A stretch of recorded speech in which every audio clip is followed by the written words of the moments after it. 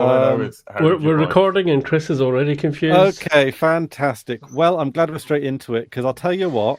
Uh-huh. I don't know if my approach to an episode is massively tempered by expectations, but this is the best episode I've seen. Like in terms of going in, maybe the most fun I've had watching an episode. Ooh. Really? Yeah. I was thinking it's because finale because this show doesn't follow the cadences of a normal show. Like last season kind of had the big finale in the middle and then kind of a finale at the end. But this is very much continuing from that finale. Like the finale didn't culminate. This is continuing. Yeah, well, it's because of where the show divides it up in relation to the books. Like the first book finishes in the middle of series 2 of the show. But it's also because we've got different. We've got a bit of a division here again as well. We've got different plot lines, and some of them have a sort of a termination, while other ones are carrying. Like we got a high point on Venus with the explodey view, but the stuff on the yacht was really it was in the middle still. Yeah. It's all yeah. They were still. They were still like escaping from the yacht, right? Yeah. But I think that going to the books not quite lining up with the seasons. I think it works to the show's advantage because it does give it an unpredictable kind of surprising sort of rhythm. Yeah. This gave me a lot. Like I don't know. Yeah, I really enjoyed this more than I thought because when you go into a normal show's first episode of the series, you expect it to be a lot of setting the scene. Last season wasn't it? The first 3 or 4 episodes of season 2 are very much like it meets some new characters. And so I was kind of surprised. I also noticed that Theo, as we learn his name to be, was actually dumped in a locker. Oh right, yeah. And he's bruised up as well, yeah. A little bit bruised up and has a 10-inch dildo up his ass. So I didn't spot that, but yeah, I'll take it much for it. And that's the girth. So. Well, you gotta get your W's where you can. Yep. I also, as well, on the yacht, I kind of think Avasarala looks really kind of hot when she's a bit more like rugged, Yeah, for sure. Did anybody else notice the bit where she's talking to Theo and she like rubs from his shoulders down his chest? Yes. It's like that actor must have had a good day, I'll tell you. Yeah. Bobby and Avasarala. Yeah. And he gets to fly the ship. Yeah. Briefly. Yeah. So yeah. I there was a part of me that was thinking that Theo, Avasarala, Bobby, and Spy would sort of commandeer the yacht, and they'd have like Ross and Auntie too.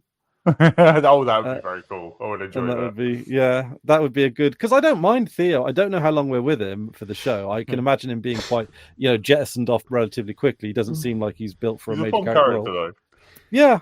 Did you notice as well in this episode that Avasarala calls Kotiar by his name, but not to his face? Only when she's talking about him, not to him.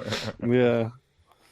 And I still like the banter of Bobby and Spy because they seem they're probably naturally going to have a lot in common, but also I think there's a lot of sexual magnetism with Spy. Like he's just a flirt. Yeah. I think he's just like because he's smooth. Spies are smooth, right? Like it's just. Yeah, I only really see the flirtatiousness with he's friendly with Bobby, but I only see the flirtatiousness with Avasarala really. Oh, it's an entirely different kind of flirting. Yeah. Like it's like tough. Like you got like sparring with Bobby. Yeah. Well, and a little bit, and a bit of like playful, stuff with Avasarala. So I don't know. I just I'm just putting it down to the fact that Spy's kind of smooth, really. He's smooth. He's definitely smooth. Yeah, he's definitely smooth. Yeah. So why was this? I mean, you kind of almost sounded like you were saying like this is your favorite episode, or I know it wasn't quite that, but it in some ways it was because I know enough of the show to go in with expectations. Like the first episode of the show would not have been my favorite, just simply because it's such a disorientating circumstance. You spend too much time getting to grips with, well, not too much time, but you know what I mean. Like no show's first episode is its best, right? Like that's you're introduced to a lot of characters and situations. On a rewatch, it's nice. It's nice. Like, oh, Miller again, and he's got his hat, and but this one is I go into it partly with low expectations, because it's like, okay, is this just setting the scene for the season? But it wasn't. It was carrying on and building stuff, and there were several character revelations that I think are particularly interesting that we'll obviously talk about. I like that it opens with essentially, well, not opens, but near the beginning there's a sort of news broadcast just making it clear that like the protomolecule's out of the bag. Everybody knows about it now. That's public knowledge. What people are calling what several sources are calling the protomolecule. And you got the different. They completely shift from one rhetoric to the other in the broadcasts. So you've got you got the Earth. They do the Earth voiceover a bit, then they do Mars, which is again sort of slightly tailored but kind of basically in line with the story. And then is someone doing the Belters one? Is it Kamina doing the Belters? I don't think they really have their own broadcast system, do they? They're more like we've talked about before, more sort of oral tradition almost. We see telescreens on but I think that's coming out of Earth and Mars. I think they watch Earth and Mars media. Okay, yeah. I mean, what about Tycho? They'll have something on Tycho. Internal communication, but like a broadcast. I think it's a bit like, imagine being in a very poor like third world country that doesn't really, or you're just going to get media from wherever. Yeah, but I mean, but the thing is with their technology, if you've got communications, you've got broadcast ability, right? Because basically, but there's more to it to produce a show or a news broadcast or whatever than there is. I'm not sending a message. Yeah, I'm not necessarily. I don't know what I'm really I don't even know what I'm like. I'm not sure what you're talking about, to be honest. There'll be like broadcasts around Tycho that will just give general information and announcements and stuff. Yeah, I'm sure there are announcements and stuff. Yeah, and those announcements will probably be, they will be angled for, in favor of the Belters, obviously. Again, but they're kind of anarchists. We've got an authoritarian Mars, a capitalist. Anarchists probably aren't going to run the best TV stations in the world. You know what I mean? How do people like Anderson Dawes get their name out there across the belt without some kind of Belter broadcast network? I think word of mouth. I think it is. I think they are fundamentally like an oral tradition. Like they like when they were talking about let's make Miller and Julie into a story. That I think the implication was. I mean, maybe some kind of technology. Well, hang on a minute. Just passing it from person to person. Well, I the way I imagine it is like WhatsApp videos. Like you share it and you share it. Yeah. But I tell you what, the Belter equivalent of news broadcast is. It's when somebody gets literally on a soapbox and starts shouting to everybody. We see it in the first few episodes of the first season. Yep. And we see it after whatever it is where Diogo's doing it. He's talking about Miller's story. See, the way that it works in my head, people are coming and going at all these places near the docks. Yeah, and the stories carry through the belt that way. Yeah. But people can watch videos on their phone that they send to each other. So, like for example, when Diogo's uncle is on a ship, he's watching what assumed to be recordings of that dude speaking back on. We're not saying they don't have technology. What we're saying is they don't have studios and like a formalized production. Yeah. So the way I think about it, I'm still not sure though where you're going with it. Where you started with this, talking about we heard different points of view or something. I'm not sure what you mean by that. I mean, I just watched the episode again and I don't. Well, yeah. In terms of the news broadcast, unless you're talking about previously on the Expanse. Earth's take on it, and then Mars's take on it, right? And then it says in the background, also, sort of thing. And also, I found out according to the subtitles on this one that the theme tune is sung in Norwegian. Oh, is it? I didn't know that.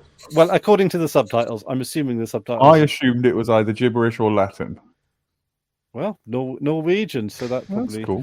The way I think about how they would do it would be like, if you think of Mars and the Earth as having, traditional media as we know it, and then like the belt might have something more akin to like, Fediverse or TikTok or I think so, social media type of thing. Yeah. But to me, in the way I think of it in my head, that's all the same. Really, structurally it's different, but like if you have a message, it can reach whoever it needs to reach. Like it's just different ways of doing the same thing, or different organizational structures. But, it's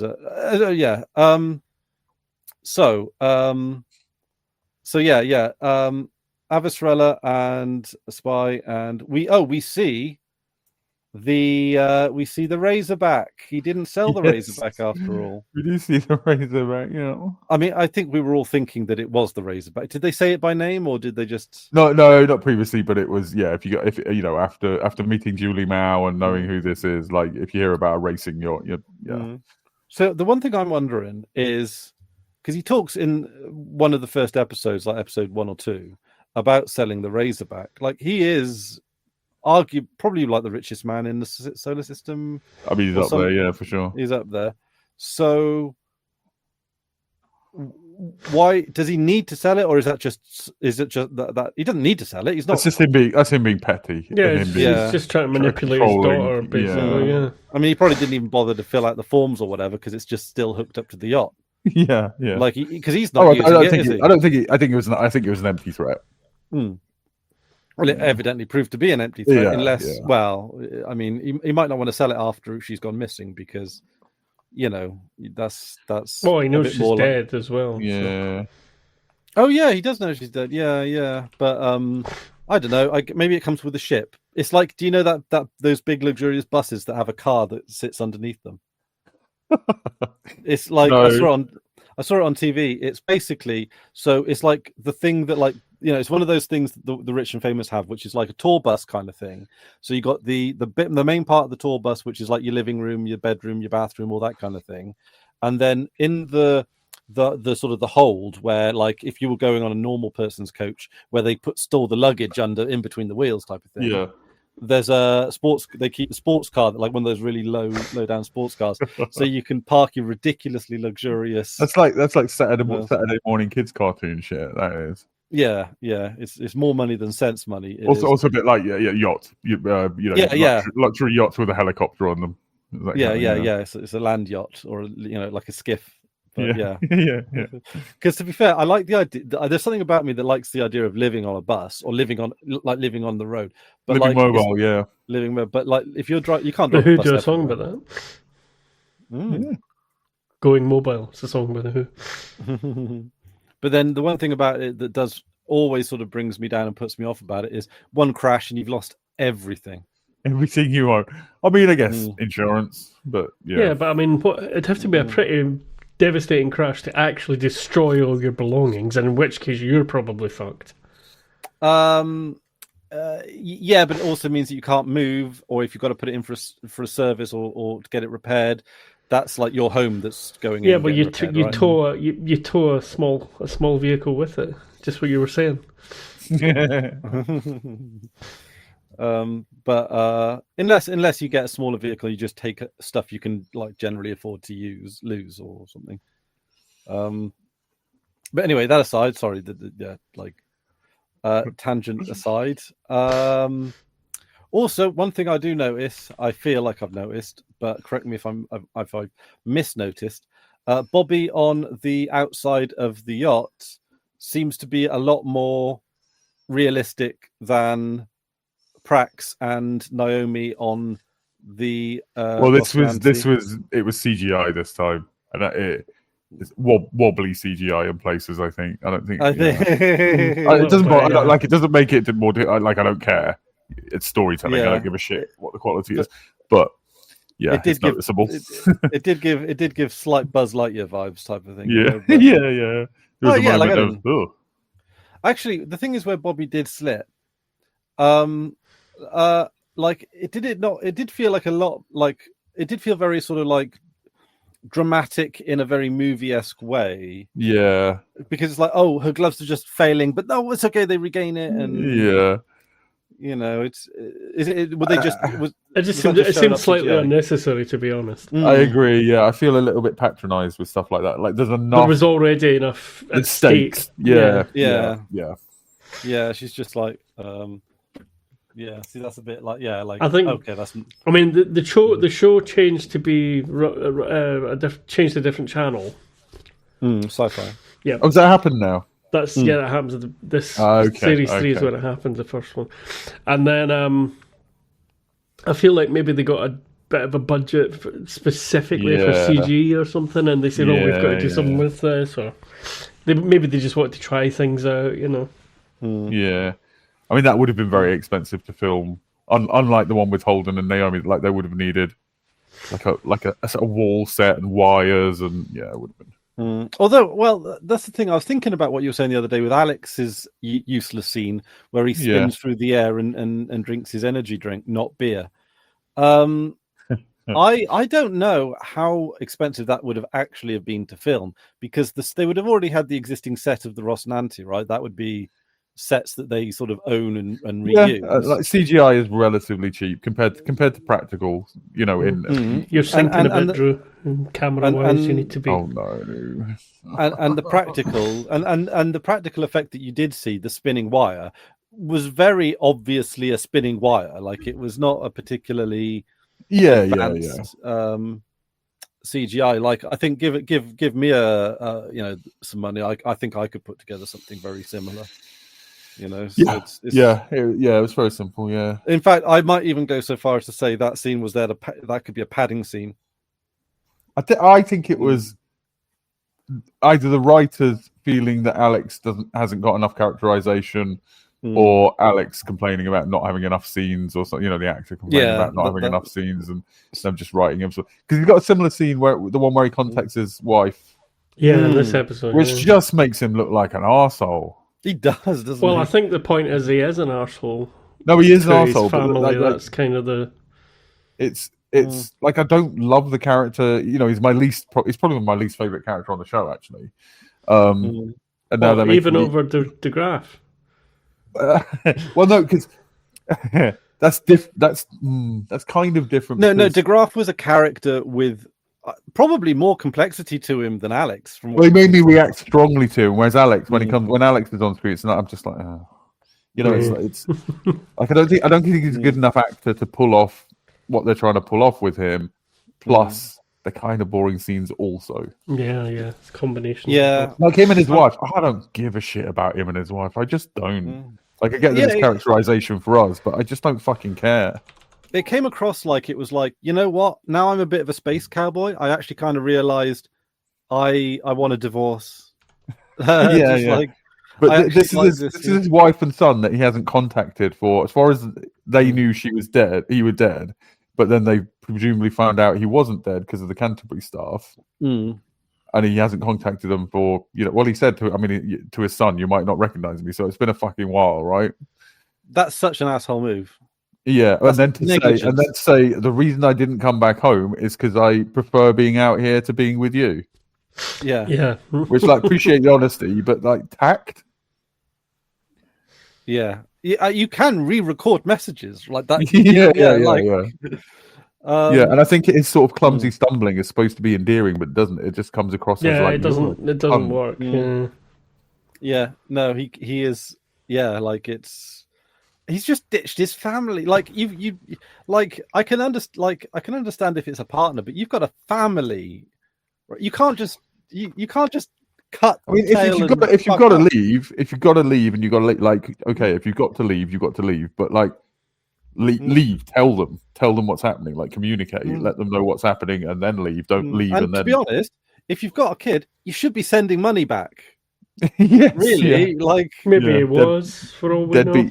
But then he's like, you might not recognize me, or like he's sending that message as if this is the first time he's made contact for a long time. So but maybe there's like a regular money thing. I don't know. I'm just maybe there's maybe I'm sure he mentioned something about that. Something around military that, pension, I can't remember. Military severance package or something. Yeah, maybe them some money. I mean, anyway, yeah. So he's still a shitbag. Yeah, and a boring shitbag. So, Yeah. you know, at least DeGraff had motivations. You know, at least That's it. Yeah. I have to say that watching it again with you has made me realise how I'd filled in a lot of Alex myself. And I know what you mean. As I Drew know what you points mean. out, once you watch it again, you see that he doesn't really, There's the not actor much doesn't there, right? really come up with the goods, you know, a lot of the time. Well, Yeah. I don't know if you've laid this in my mind and I'm just reaffirming it, or whether or not it's something that I'm picking up on. I think this is something that you've mentioned and sort of I've started picking up on it. Is that it seems that the actor wants Alex to be a different character to who Yeah. Alex is. Yeah, well, I think we've mentioned that. Yeah. Yeah. But I think I think you get that. I don't like the story adds to that, but I think you get that just from watching him. He's like he's trying to. I think he's trying to push the character in a different direction than the writing is going in. I think that's part of the problem. Yeah, because if he was a bit more like a Captain Jack Sparrow, you could say, "Oh, he's a scamp, isn't Exactly. he?" Just, yeah. Did you notice as well? Sorry, this is I don't want to derail this, but something that's popped into my head before I forget. Derail this? Yeah, I know. Is that they all had slightly different haircuts and stuff at the start of the series because it had been off the air for a while. Because it had been sort of cancelled and brought back, sort of thing. Actually, Holden looked a bit slimmer. I don't know. Yeah, he looked skinnier. Alex and Amos both looked like they'd had a haircut. You know, like they both had completely different hair and then had it recut, and it just didn't look quite the same. Alex particularly, I thought, had shorter hair.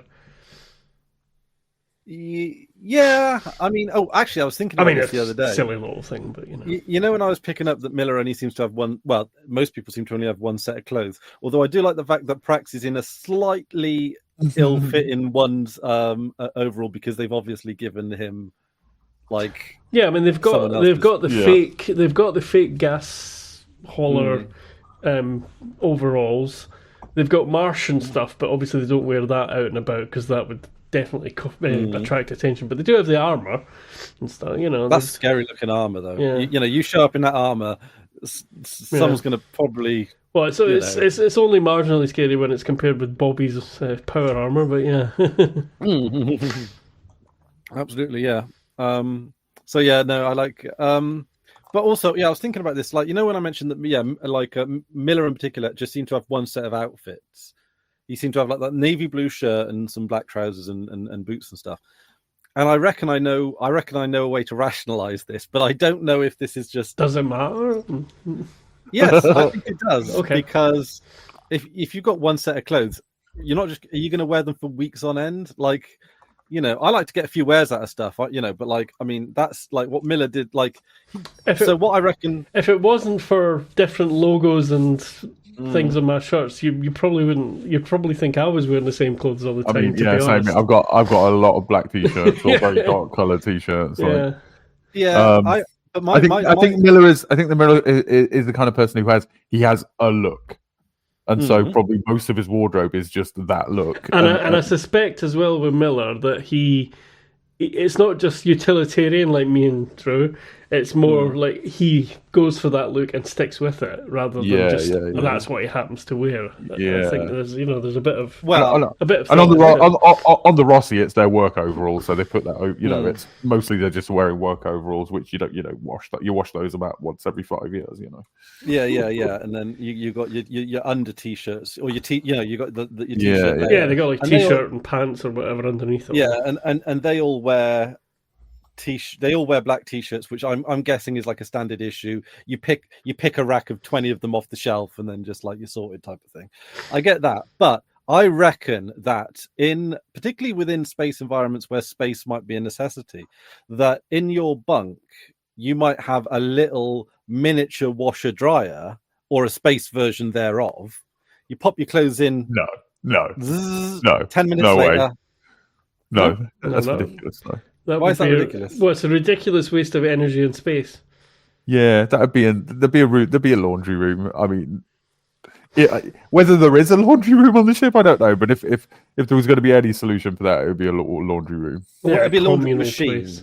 It wouldn't be like you get your own private washing system. I mean, come on.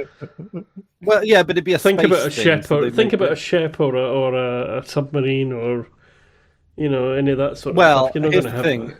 Remember, They it's a say- military vessel as well. They say on submarines that the smell is fucking diabolical. Yeah, So I'm just yeah. going to put that one out there. Don't know if spaceships are the same, whether or I not they're a bit more gather they're civilized, not but- the most fresh of places. Space station and stuff. Yeah, but old space stations. I don't know. Like if you're comparing them to submarines, and submarines are known to be stinky. I don't know, but like they probably Space have. station would be interesting because there's going to be little to no bacteria up there other than what you carry with you. Yeah, but that's going to get put through and recycled plenty. Oh yeah, but I imagine there's not. It's pretty antiseptic environment. I would imagine not what's the word? You know, Sterile. Sterile. Thank you. That's the word. Yeah, but not where people have been. I mean, you can't. People are dirty. Oh yeah, germ we're full of covered. Yeah. Things, Yeah. Yeah. What are their indoor clothes like? Like, I mean, do they? Because in What do you mean indoor? They wear. you don't wear a jumpsuit when you're just dossing around. They do though. Well, we do see that them. from time to time. Sometimes what You they see do them is take down to the they waist. roll the top down and tie up the arms as like a belt. You see them do that. And we see them when they're partying on Tycho. We see them in their civvies, as you know. Yeah, they got a couple of things like that. It's all very plain though. It tends to be like, this is from memory, but sort of t-shirts and cargo pant type trousers and that kind of thing. Yeah. Very Utilitarian. Yeah, I guess so. Yeah. I think you're it's all expecting very- luxury yacht from every single. Well, no, I'm just Berth, wondering what you the know? what the deal is if everyone seems to be wearing the same outfit day in day out for weeks on end. Like, are they just because maybe they're space washing machines? You put your clothes in and it takes just 10 minutes because they're better in the future, and therefore you just take your clothes off, put them in the machine. If you like, Chris. Okay. We're not going to argue because. Because why is like it's like, but it is a thing that needs to be done, right? Laundry is a thing that needs to be done. Well, they need to go for a shit as well, but we don't discuss that. But we know we've seen them take a piss, like Space I piss. have strong feelings about this in Star Trek, because in Star Trek I'm like, they've got teleportation technology. If they don't just teleport shit out of your colon, then they fucking need that would make me angry if they don't. Like still making people go to the toilet after we don't. But need isn't to there anymore. there's some need to push that through? I'm sure.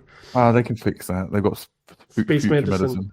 Yeah. Okay. I mean, honestly, you guys are thinking an awful lot about things that aren't really that relevant. I mean, I can see I can see these conversations coming up sometimes. That's fine, but. Yeah, this is a show about life in space. It is, yeah. They've got diets. I'm too busy. I mean, at the moment, I'm just thinking about Cara G and those little training shorts. That's what I'm thinking about. Yeah. I mean, they have that. We know their diets, right? Like we know that they largely just very efficient Nutrient type stuff. Lasagna. They've got a lasagna-based diet. Well, I'm assuming that the lasagna just comes out on special occasions, and it does look a bit like sawdust and spit, right? Like it's. They've got some plants in there as well, They got some plants. They can put some, cress on it or whatever. It's mustard cress or whatever. But they just but we know that they take a piss. So we just never see laundry. Not just in the Expanse. But we don't see them having a shit every episode. Why are you focusing on having a shit? Why is having the shit the thing that you're going to? Okay, we don't see them having a piss every episode then. We don't see them brushing their teeth. Yeah, I mean, don't see them cleaning their shoes. Yeah, I mean, there's plenty of stuff. They don't clean their shoes. Their shoes are rackety. They're well worn. My dad, when I was young, my dad made us polish our shoes every day after school. Every day. Every day. With God. boot polish and a cloth. A brush and then a cloth. Yeah. The smell was great. Boot polish smells amazing. It does smell good. Yeah, I mean, that's a smell of nostalgia in the past. Yeah, definitely. yeah. And then they came out with this stuff that you just sort of squish this sort of cream stuff and then brush A it around. sponge, like a spongy, Yeah, it was never dabby thing. not Yeah. very good. Yeah. I mean, I would be interested to know how the shitter works as well, but Oh, we know you would. because like just on a gravity point of view, right? There's got to be some Vacuum. vacuum or Suction. like We discussed this a while ago when we were talking about the other spy having Kenzo having a space piss. Yeah. or even Amos going in the suit as he's mucking around with the protomolecule. Yeah. We've seen several pisses. We have seen several pisses. And we've seen several meals, coffee, tea. We know they have tea now. It just seems to be the one thing missing from a lot of shows is just how laundry gets done. I don't know. Missing is not the right word, but I understand. Yeah, Chris, we're looking forward to your show where everybody just does domestic chores for 45 minutes an episode. The Sims, but in space. I'd give it a go. It's The Sims, but we do get Holden smashes up the coffee machine, and then Prax walks in comically and and says, maybe you should try tea. Maybe we should try tea.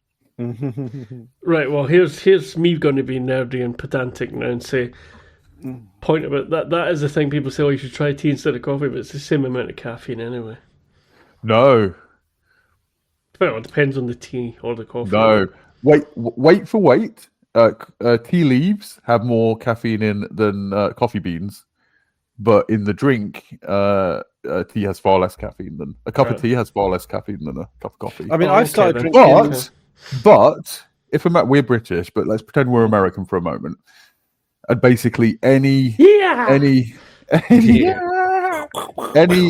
plant matter sort of diffused in water is tea. Isn't coffee just a form of tea? Coffee is just coffee tea. I mean, if you really want to stretch it, is Ribena a tea? Because it tastes an awful lot like a lot of the no, because you don't take the fruit and put it in hot water. You a cordial. I think that's a distinction of that processed. Okay, but with a coffee, if you took black currants or like dried black currants and put hot water on them, I'd say that was a black currant tea. Yeah, so a cordial's just processing the black currants. Yeah. Or is it a soup? Hot chocolate is just another form of tea. Is coffee a soup? A bean soup? Yeah. Tea's a vegetable soup. Broth. I mean, a broth. Yeah, it's more of a broth, I guess, than a soup, isn't it? Yeah. I mean, it's definitely not a stew. Bouillabaisse. Stew would be awful. No, it's. I mean, sometimes tea stew when the tea bag bursts. Also, you can get coffee bags. I like coffee. I used to. Don't they call them the Sex and the City girls? Oh, that's. I had to pick a show off the top of my head there, and it was first one. Good one. Yeah. No, definitely. Yeah. Okay, we have jumped around quite a lot, actually, haven't we? Because we were on the yacht, and then we jumped to the Ross. For reasons, yeah. So I really enjoyed the look of the Razorback. I thought that was just a cool-looking ship. It looked like a racing ship. I think we've seen it briefly before.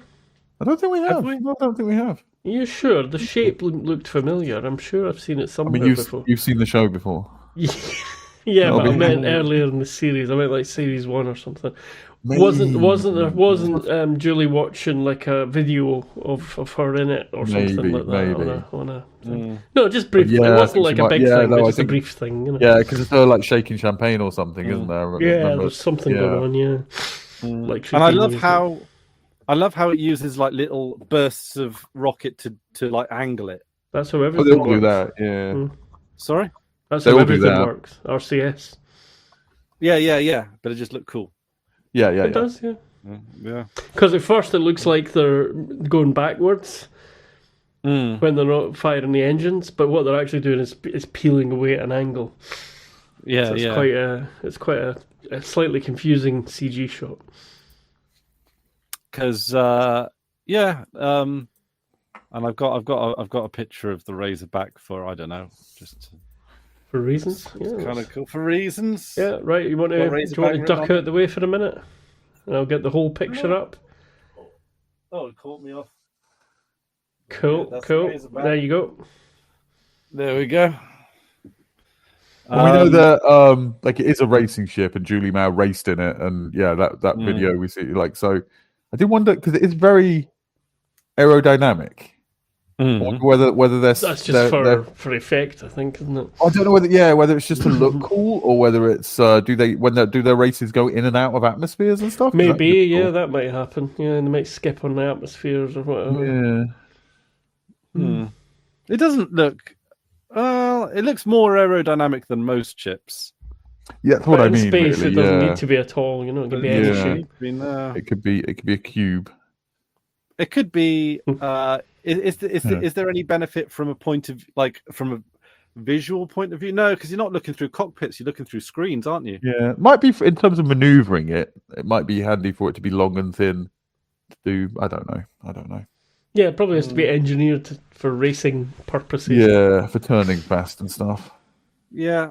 I mean, is weight an issue with racing ships? Yeah, same as it would be with any racing vehicle. Yeah.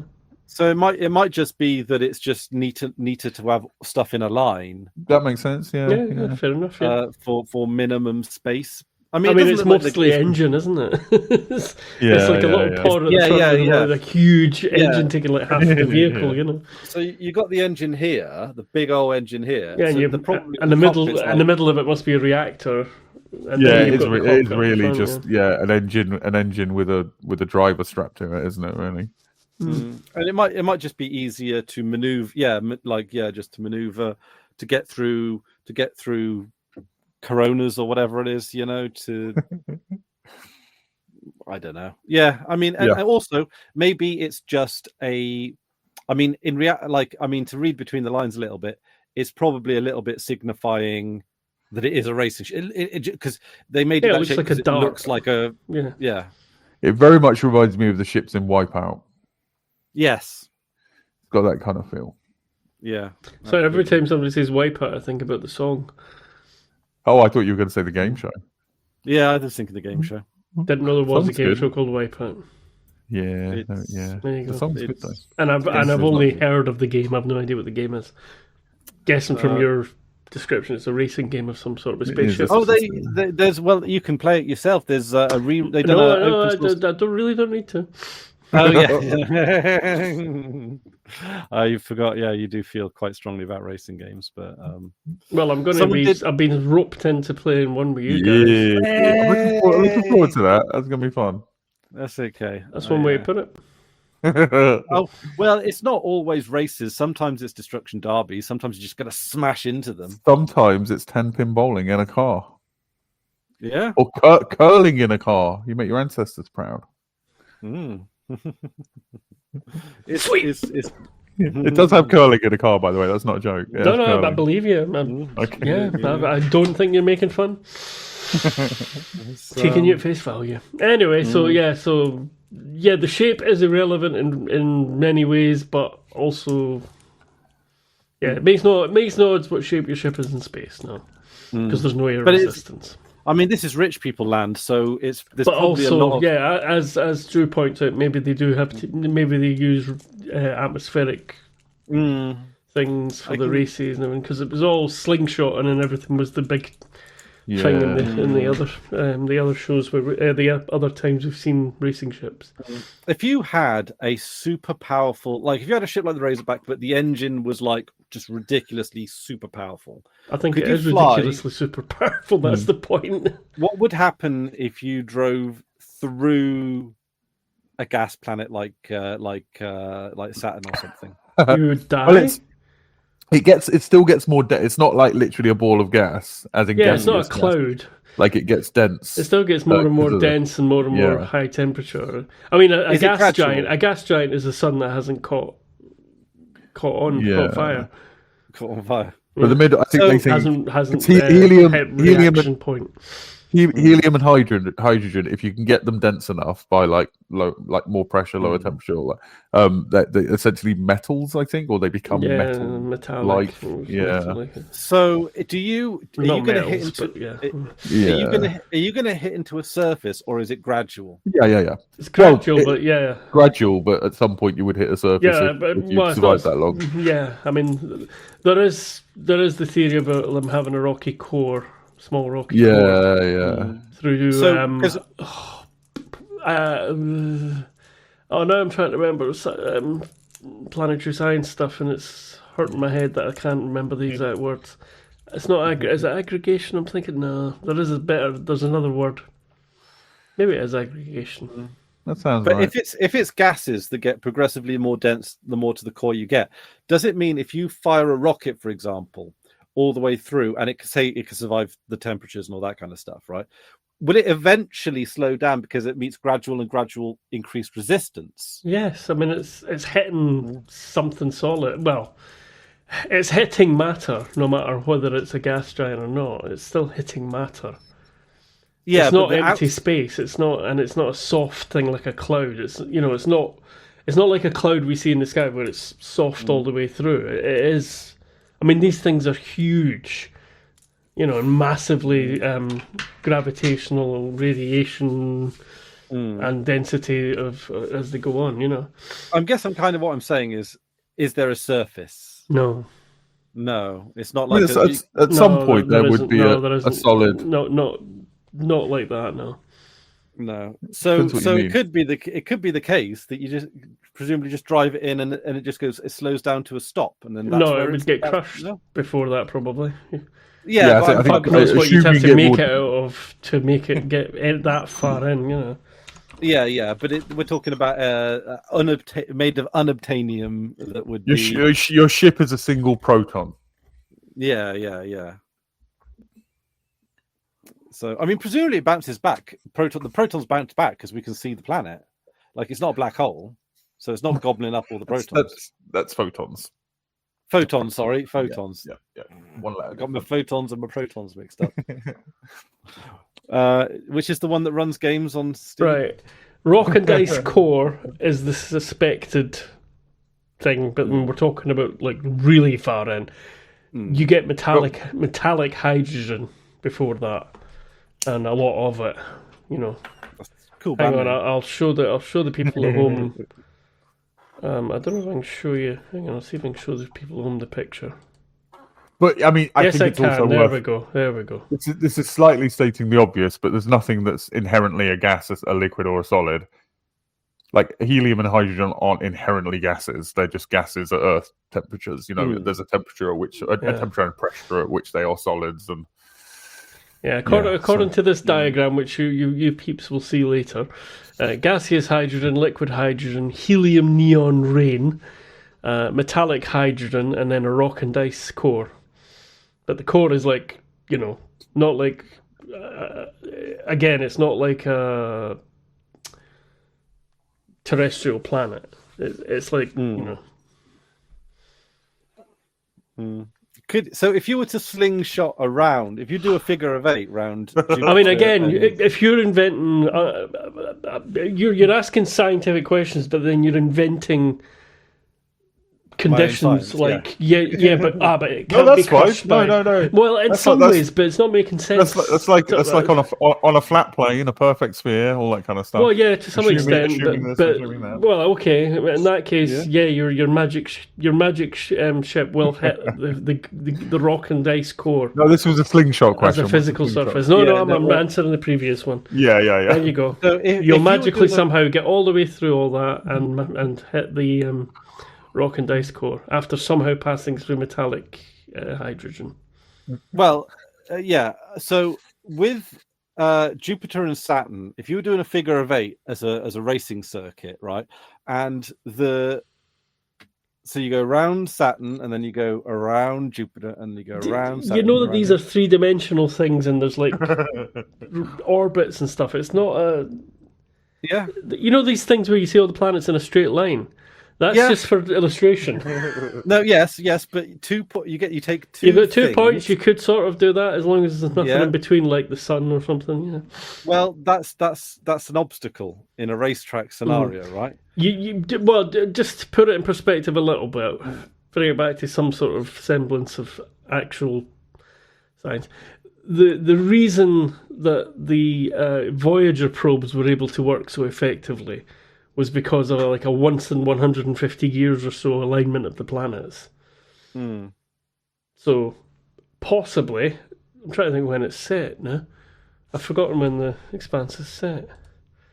I'll have to work it out. Oh, it was like a couple of 100 years in the future, right? Yeah, but I'm going to have to work out when the. But if you were going to go, okay, we're going to go. All right, we're going to go to Saturn and back, right?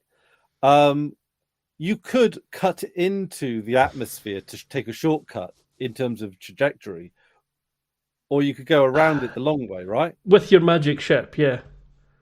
Well, that's the thing. Not on a real spaceship, no. You'd slow down a bit when you hit the atmosphere, so you'd have to weigh up whether the speed boost you get is worth the slowing down of the atmosphere. And there's no scenario where a slingshot, unless you get your magic spaceship with your magic metals or whatever it's made of, or ceramic. But there's no scenario with a real physical spacecraft that hitting the atmosphere would be better than just using the orbital slingshot. No. All right. So because this goes back to the Razorback being like racing in environments or racing in atmospheres, right? No, we never said that though. It was a conjecture for the shape. We were answering one of your other questions. Right. Okay. There's nothing in the show that says it does that. We were making suggestions as to why it might be that shape. Right. Okay. I want to talk. I think Chris would find it really. You know, black holes when photons, because it's quite hard to fall into a black hole, right? Because you have to be pointing like in the perfect direction. Otherwise, you'll just accelerate past it essentially, or get into an orbit with it.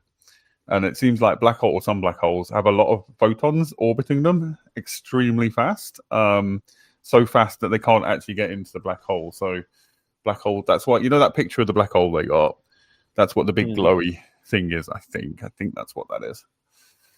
Right. I've not remembered that very well, but is it like it's the more orbit, interesting than what I said there. So it's like photons that keep missing. Yeah, and to they've got to lose energy to get lower, so they've got to slow down to get lower, and they keep getting faster and faster, so they can neither escape nor get in. So it's very energetic and hot and weird. Yeah. So that's the Razorback segment of the podcast. We've concluded. Not magic. Not as far as we know. Not magic. Not magic. That is as a Hamish approved fact, I hope. But as Arthur C. Clarke said, any science that you don't understand is magic. That's word for word. It looks like a fun one to fly. It does, yeah. Well, painful. Yeah. I mean, I've never really been on any more than been on a roller coaster, but that's how many G's is a roller coaster? Like 1.1 or something? There's no G's in roller coaster. Oh my word! Like there's a few L's and there's an R. No, 2 R's. 3 R's. 3 R's. Yeah. Roller coaster. I don't know actually. Yeah, I did used to know what was the sleep. That's just bizarre that nobody knew what the fuck I was talking about. Did you get the joke? There's an email at the top of the screen. Yeah, you can tell us whether you got the joke. Dear points of view. Yeah.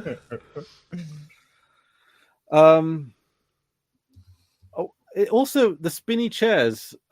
Is that presumably that's for inertia and stuff, right? So they can be always feeling acceleration in one direction, I guess, rather than it keeping changing. Yeah. Yeah, that's gonna. And they can rotate. They rotate inside the thing as well. Yeah. So presumably that's so that you can go.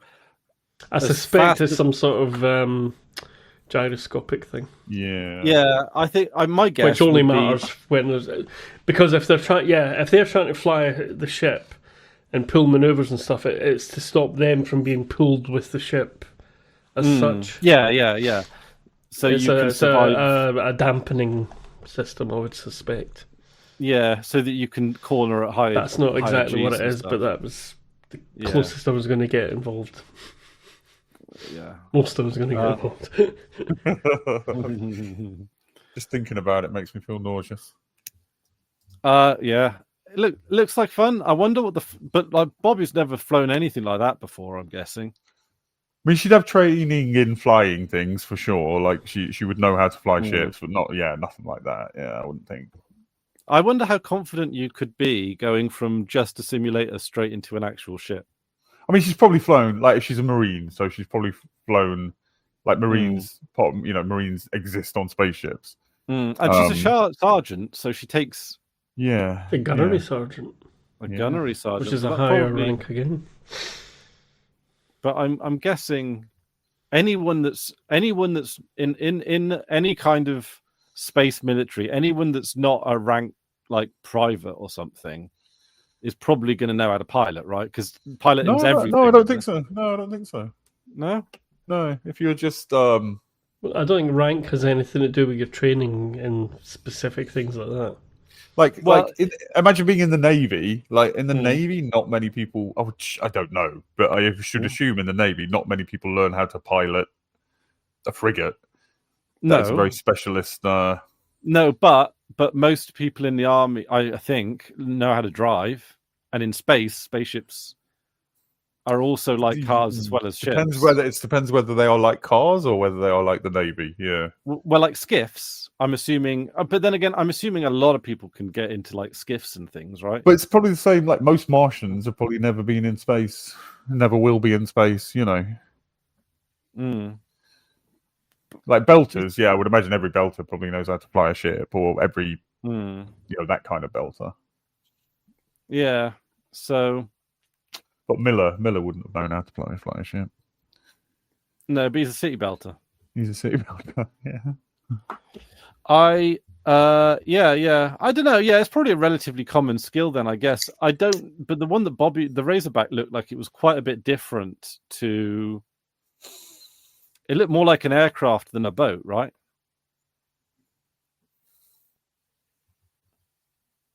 That didn't look like a normal ship. The Razorback. That looked like. The controls look just the same as any other one, though. Yeah, I would imagine the controls are standard. I do need a piss.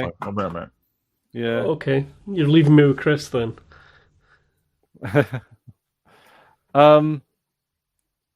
So, yeah. Any other bizarre things you want to?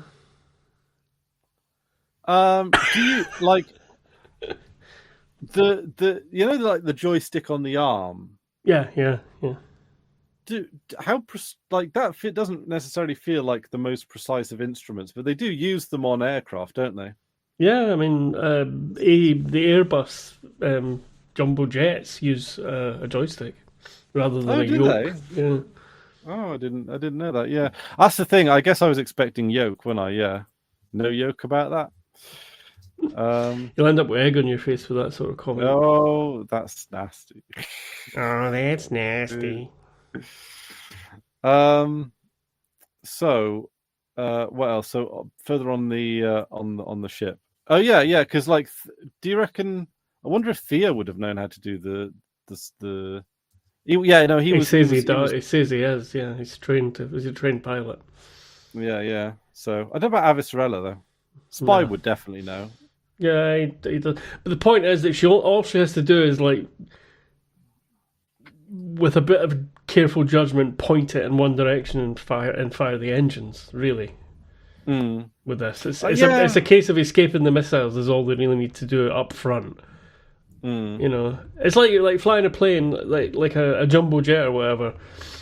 Apart from the takeoff and the landing, there isn't a lot else going on. You know, it's straight and level flight, and so that's why you have an autopilot.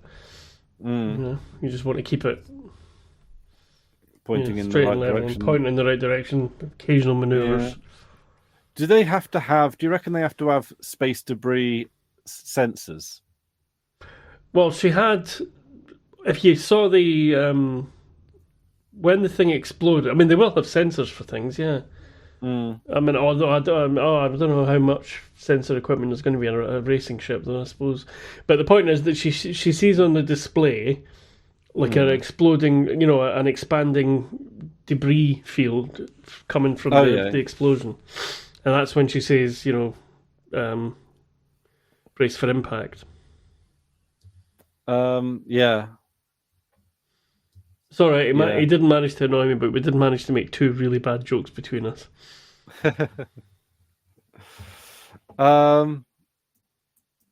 So what else have we got on the ship? Also Avasarala, of course,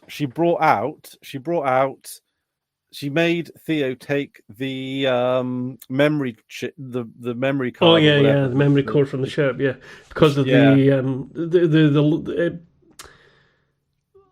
was the broadcast core or whatever logs she wanted, wasn't it? Yeah. And I think that's a dead smart move on her part. Although for some reason, right, Theo was like, "Oh, that will take hours to do," and it's like Avasarala managed to convince him that it didn't, and it seemed to have took a lot less. You're muted, Drew. That's how it works in Star Trek as well. Okay, you just convince someone to. Yeah, the engineer's like, I need 10 hours. You say get good, and they do. I need 10 hours to do this, and then the captain's like, I need it in 5, and the engineer's like, okay. Why have you got a games controller? I don't. You playing a game while we're doing this? No. Jeez, he's playing flat out. I'm bouncing a ball around in Rocket League on my own. Yeah. Are we boring you? It's my keep my hands busy game. God, what will happen if you don't? No, don't even answer that. Carry on. It's your own fault for making me point the camera down. Okay. We do actually. This is sort of tangentially linked to the yacht. Is Aaron Wright's conversation with Man? Man, yeah, yes, yeah. I mean, he's Aaron Wright's able to get away with that kind of bullshit because that's Aaron Wright without Avasarala, sort of holding him back or contradicting him or whatever. Yeah, he's been an absolute wanker. Yeah. I mean, basically starting a proper war, full-on war. Yeah, and I think you're right when he says he's like he is like the guy that just sort of agrees with the person that spoke to him last. I think somebody in the show literally says that. Oh, maybe that happens in The Office as well. I think because Man is very much Michael Scott, but with less. Oh, when you say The Office, you mean the American Office, the good one. Yeah, no, you mean the American one. So Aaron Wright is so Aaron Wright's off his leash, basically. Off his leash. Yeah, but like he just says like, "This is your legacy." He goes, "Maybe I should." Yeah, he's very manipulative. Yeah. I know. It's basically it's Tony Blair and Alistair Campbell. Kind of, but that's if Tony Blair was a moron. No, he was apparently. Was he? Yeah, apparently. Who was it? It was I can't remember. Somebody being interviewed, and they talked about meeting Tony Blair, and it was something about they said like he's going to about going to Brazil and like having learned Portuguese. And Tony Blair says something, well, if you're going to Brazil, you're going to need to learn Brazilian or something like that. It's just like an absolute dumbass. And it was really Alistair Campbell just running the whole thing. Yeah, I mean, we know that anyway. I do believe. I mean, he does come he's a performer, Blair. He can read the lines and everything. And he does come across like a dumbass. Yeah, he doesn't strike me as the smartest man. Okay. I've always assumed that he was smart. I guess I've never really scratched beneath. Yeah, I don't think you get. Exactly. Yeah, I think given a speech, he could deliver the speech as if it were his own thoughts. But when you see him being interviewed and stuff, when you actually think about it, it's like, oh god, yeah, he is actually quite stupid.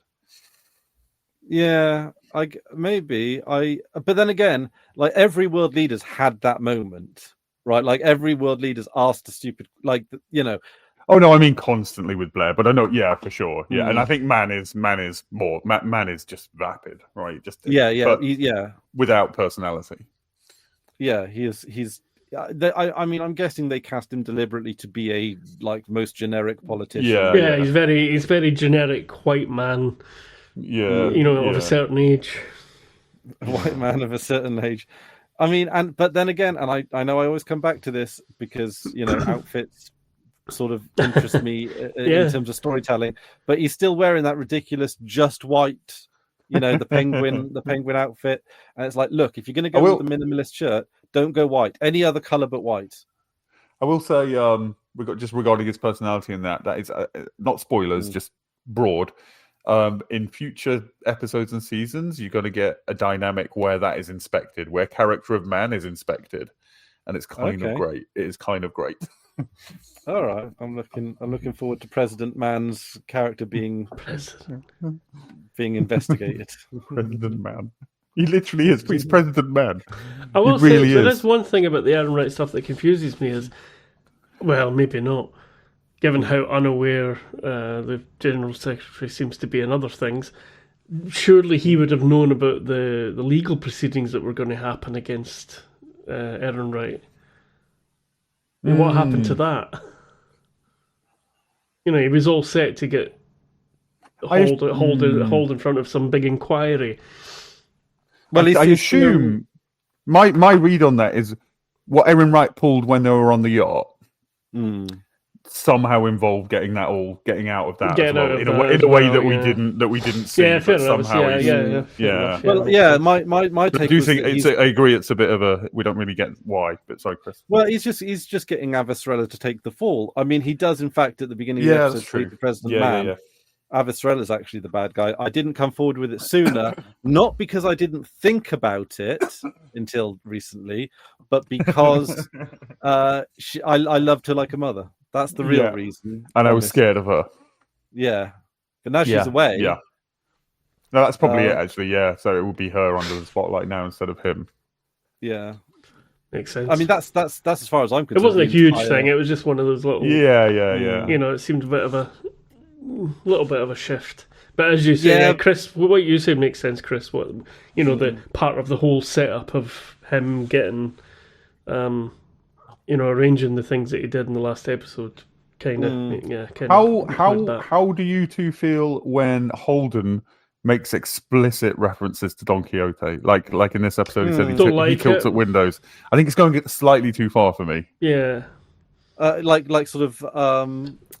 Although you could maybe argue that he's realizing something about the book, because remember his mother said.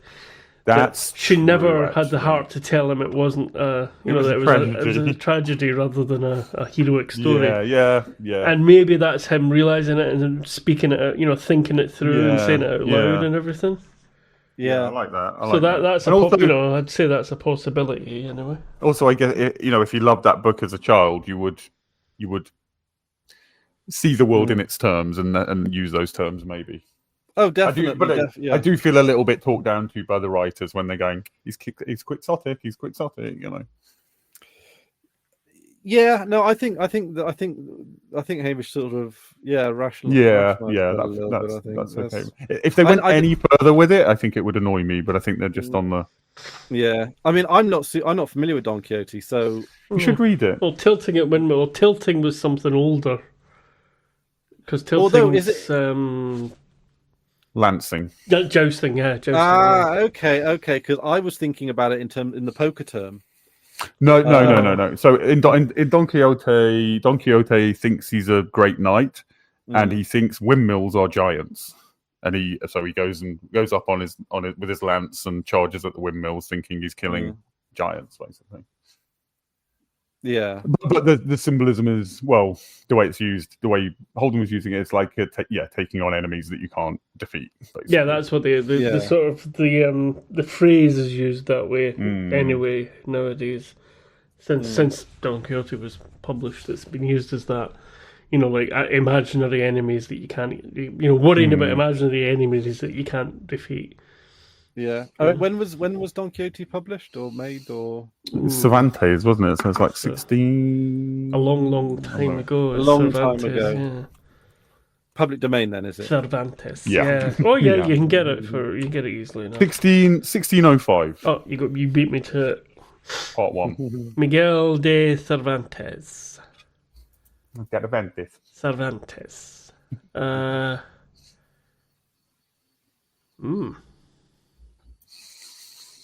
Well, it was near the end of his life that he wrote it. Nearish. I didn't know that. Actually, it didn't look like he lived very. Oh no, 68 he was. I can never count properly over over Yeah. boundaries. Yeah. Yeah. All right. Should we go to the Rocinante, or now as it's known as Pinus as contrast. contour? That was very sweet. That bit where Praxis renamed the ship and he describes the tree. It was very sweet. I like that bit. It's real tree as well. Well, I mean, it's better than naming it after Amos's favorite sex worker, right? It's I was thinking whether or not Naomi picked Prax, not necessarily super consciously, but with the idea that because he's the newest member, the name wouldn't have like baggage that would be picked up on it. That's one possibility, but I think the other possibility is everybody else is pissed off with her. Yeah. And she's not wanting to deal with them, you know. And also, you don't want Alex naming your ship. What did he say? Oh yeah, he called it Screaming Firehawk. That was it. Yeah. So So if it was Amos, it'd be Two Legs McGee. No, he no. His favorite sex worker was Rocinante. Yeah. Which also, I don't know if you remember, that's Don Quixote's horse as well. Yeah. Yeah, no, yeah. Holden said Rocinante, but then Amos agreed, right? So, He says, I knew a prostitute with that name or something. He says, She was nice. She was nice. Yeah. Mm-hmm. So it's, but because everyone does seem a bit pissed off with Naomi. I get why, but I also get why she did it, and I get but they had all agreed, and everything seemed to be settled and agreed. That I think that's what jars them, and then she just left it for ages without telling them anything else about it. Given the number of times they go off and do stupid shit just off the cuff, especially Holden. There is that. Like when he's just like, fuck it, I'm just taking the ship to do this without telling anybody or without checking with it or checking it's okay. Yeah, no, fuck that. But that had died down a lot though. I mean, he's literally just done it with the monster chasing after the monster, damaging the ship, endangering everybody's lives. You've got a point. Yeah, okay. I'll shut the fuck up. You're right. I mean, honestly, like I, as the show goes on, I dislike the fact that you likened me to Holden more and more as it goes on. Not this Holden. No, okay, all right. Good. This Holden's more like me. Nah, I don't even think. No, I think like good-hearted but reckless. Yeah, but Holden is also inconsiderate, and you're not inconsiderate. You'd be more like Amos, I think, really, more than anything else. I'm happy with Amos. Yeah. Yeah. I mean, I like that you've likened me to Prax. I like Prax. I mean, you're Prax now. Now Prax is on the scene, and I can say that you're Prax. Yeah, I get that as well. Yeah. Oh, that's nice because he's one of my favorites, and I hope he stays around for a bit longer. He's Him a and great his slightly too big jumpsuit. I'm not gonna like the next episode. Yeah. Oh dear. No, you know how some people cut the top off their boiled eggs and others crush it with a spoon. You know. It's a thing for the medics to the head to come off. You know. No, we're just fucking with you. Yeah. No, to be honest, if he died, I know you would have poker faced me on it. Yeah. I think Prax. I don't know. Like at this point, I think. Although we did a good job on Miller, I think. Like he's like literally the episode before he dies, you were like, yeah, no, he's got plot armor. I mean, I definitely knew he had plot armor as in terms of like he's not just going to accidentally hold a bomb, or he's not going to drop a bomb. Like he's going to go out in a meaningful way. Yeah. Oh, he did. It was quite meaningful, I thought. It was very meaningful. Yeah. Well, I mean, it depends. Like he literally saved the and that again. We didn't really touch on this, but that's so fucking poetic for Miller. Like a man who he wanted to be from Earth. Like, what does rain taste like? All that stuff. Like he wanted to be an Earther. Never went to Earth. Saved the planet Earth from fucking destruction. That's so fucking cool. I in my mind, the protomolecule is Miller at this stage, you know, or is truly, you know, like it's that's valid, yeah. Right. Actually, while we're talking protomolecule, then can I show that I was correct about something? I'm pointing I was correct about something in the last episode. Drew, do you know what I'm going to talk about? Or No, all right. no. Remember, I said that when everything happens with the protomolecule, it all happens at the same time. And it does, and that is what Holden finds out, and how they find a track to a third, fourth, presumably because of the Fred Scottish one as well. On Io. Is it Io? Io, yeah. Yeah, Io Interactive. Or 10, as I like to call 10, Planet 10. Or Low! Low, there's a moon over there. Yeah, so this is Strickland's base. Is it? Well, I don't know if it's on Io or around Io or whatever, but yeah, that's that's where they're headed. That seems to be the next clue.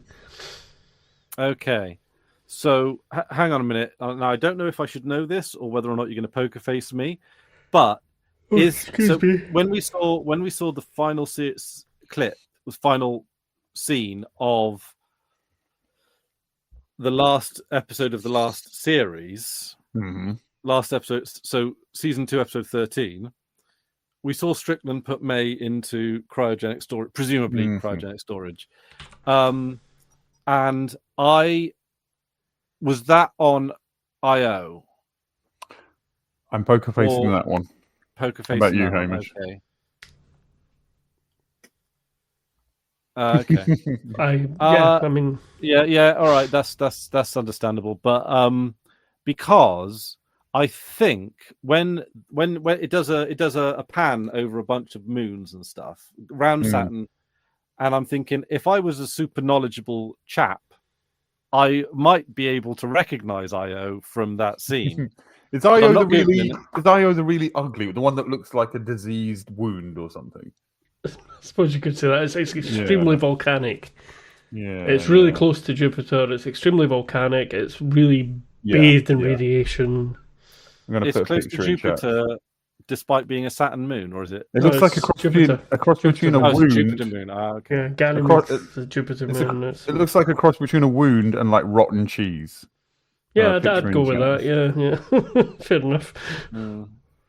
Okay, so we don't know if Strickland is currently on Io, but it seems as much, doesn't it? Because Ganymede seems to be... It might not be on Io. It might be around on a station or a ship near Io or something, yeah. Because it is an extremely dangerous place to be. It's extremely radiation. It's a bit of a huge radiation hazard, Io. But that would protect it if you manage to shield yourself. If you manage to find a way to shield yourself from it, that might be. Oh, so okay, maybe Strickland is on a secret part of Ganymede. I'm just trying to think: is there any reason why we would even think that he's not on Ganymede anymore? We haven't seen him leave it particularly, have we? We haven't found him on Ganymede, but we haven't seen him leave it. But protomolecule, of course, thrives on radiation. So if they dropped off a couple of blue men onto IO, they could grow and evolve in what would be a close approximation to them to a natural environment. Mm-hmm. It'd be a natural home for proto people, the protonites. I'm trying to find something like that. The protomoleculans. Do you think the proto-moleculans have retired the concept of gender? Because we were talking about their bits and pieces in the last episode. Like you didn't see there was no visible cock, but you were saying, well, it could be, it could be female. Could be a anatomy. girl one, yeah. But it could just be that they've decided that actually gender is just not something that the proto-moleculans really need. There's no necessity for gender.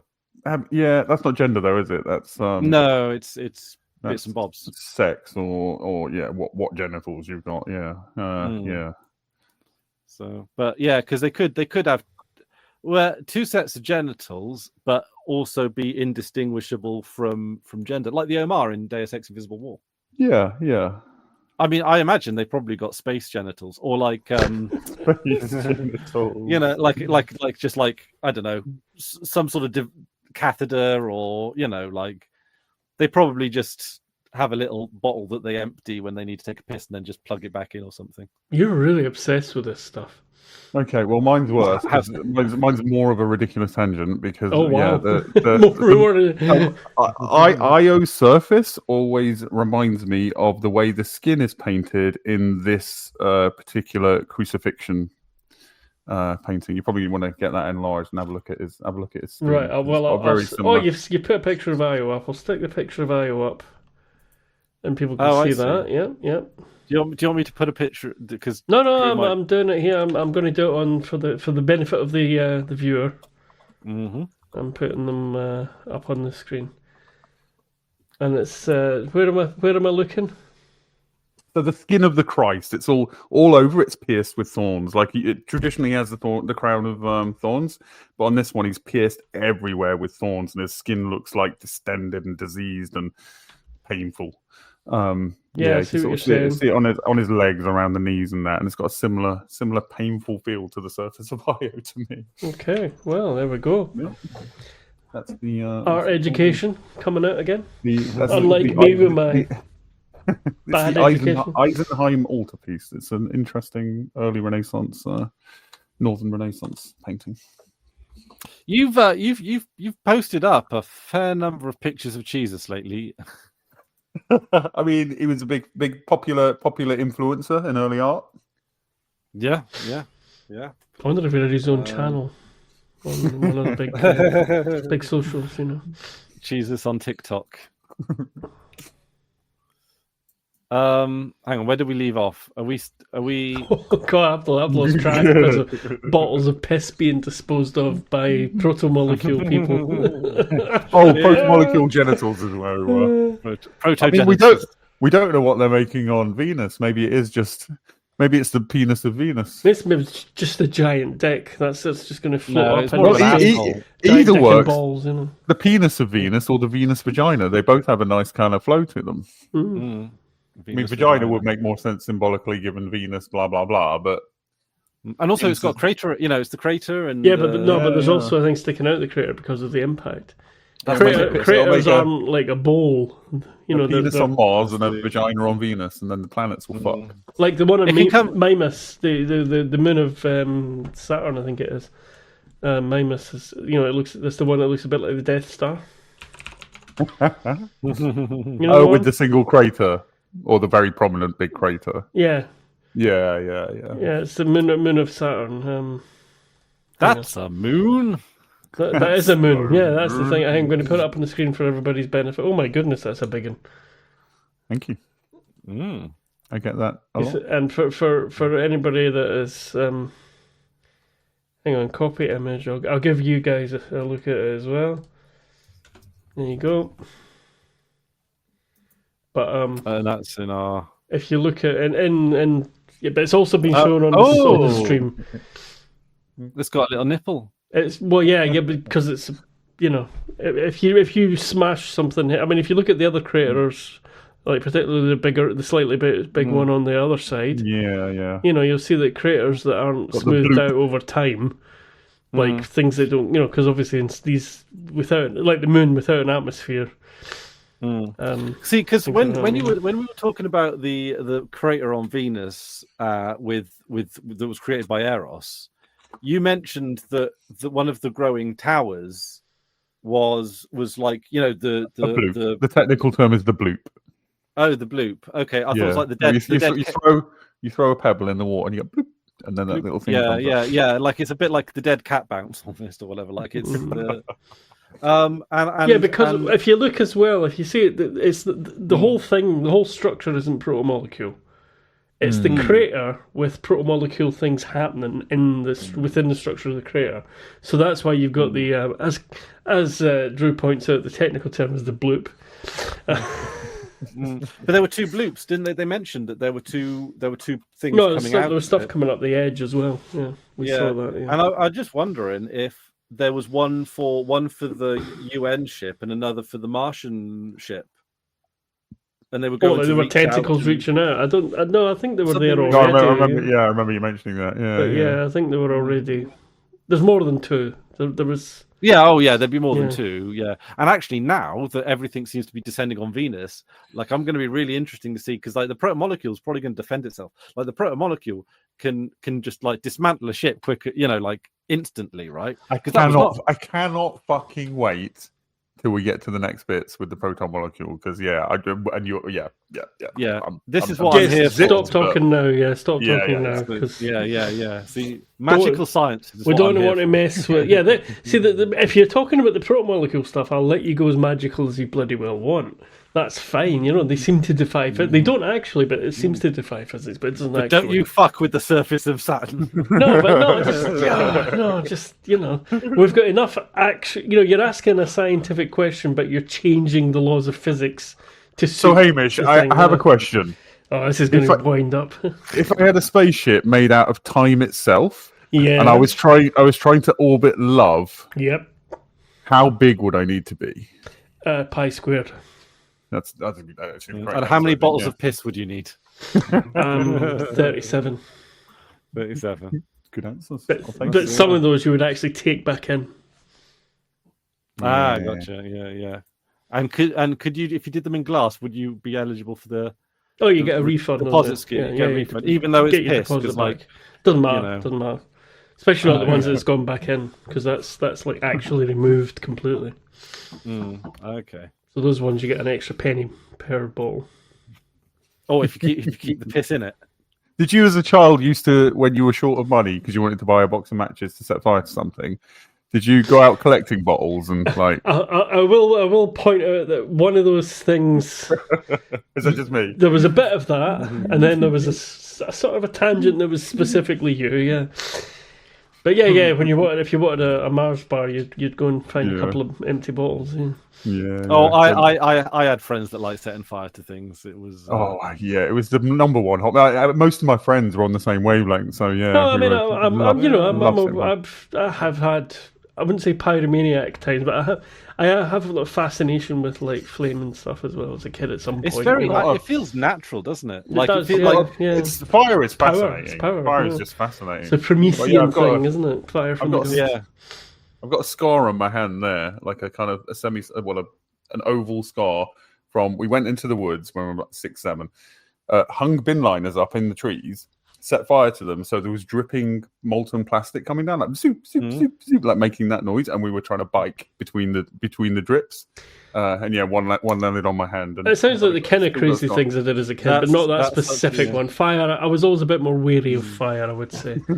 Maybe I was quite wary of compressed canisters. That was the thing. Yeah. Plus fire was a ton of fun.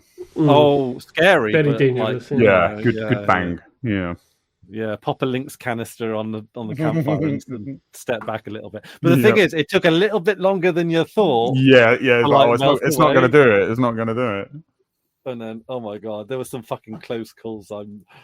I don't know. I think have stayed with me over the years. You know, I these days, in fact, probably I don't know when I got. You were talking about being afraid of heights the other day, but not in video games. You enjoyed it. Yeah. I remember when I was dodging school sometime, we were underneath a railway bridge in Stirling. While there was trains going over and climbing. You know that bit in Half-Life 2 where you go under the bridge? It was very much like that. literally what, but you know, when you're the spiky things that you have to sort of climb around. There was all sorts of and looking back and you think, what the fuck were you doing, you maniac? Oh my god, yeah. Well, I do wonder, given my recklessness, climbed trees a lot as well when I was a kid. Given my recklessness and the number of times I should have died, I do wonder whether my agoraphobia and panic disorder is like a defense mechanism to just stop me. Like, you know, like a little like bit, your brain's going, fucking stop all that now. Push you so far the other way, you know. Yeah, oh, definitely. Like there's that's very like a logical thing. There's definitely things like I'm a little bit nervous of compressed like canisters. I prefer like not deathly afraid of them or nothing like that. Like I've got compressed canisters around, but like I'm always cautious. I'm always keeping them in safe places and not. Oh, now as an adult, I'm terrified of everything. But as a child, we tried putting a Calagas canister on a fire. It didn't actually blow, but we wanted a big bang. I think it's good that didn't blow. Yeah, it probably is. If you'd been able to get that hot enough, that would have made a nice bang. Yeah.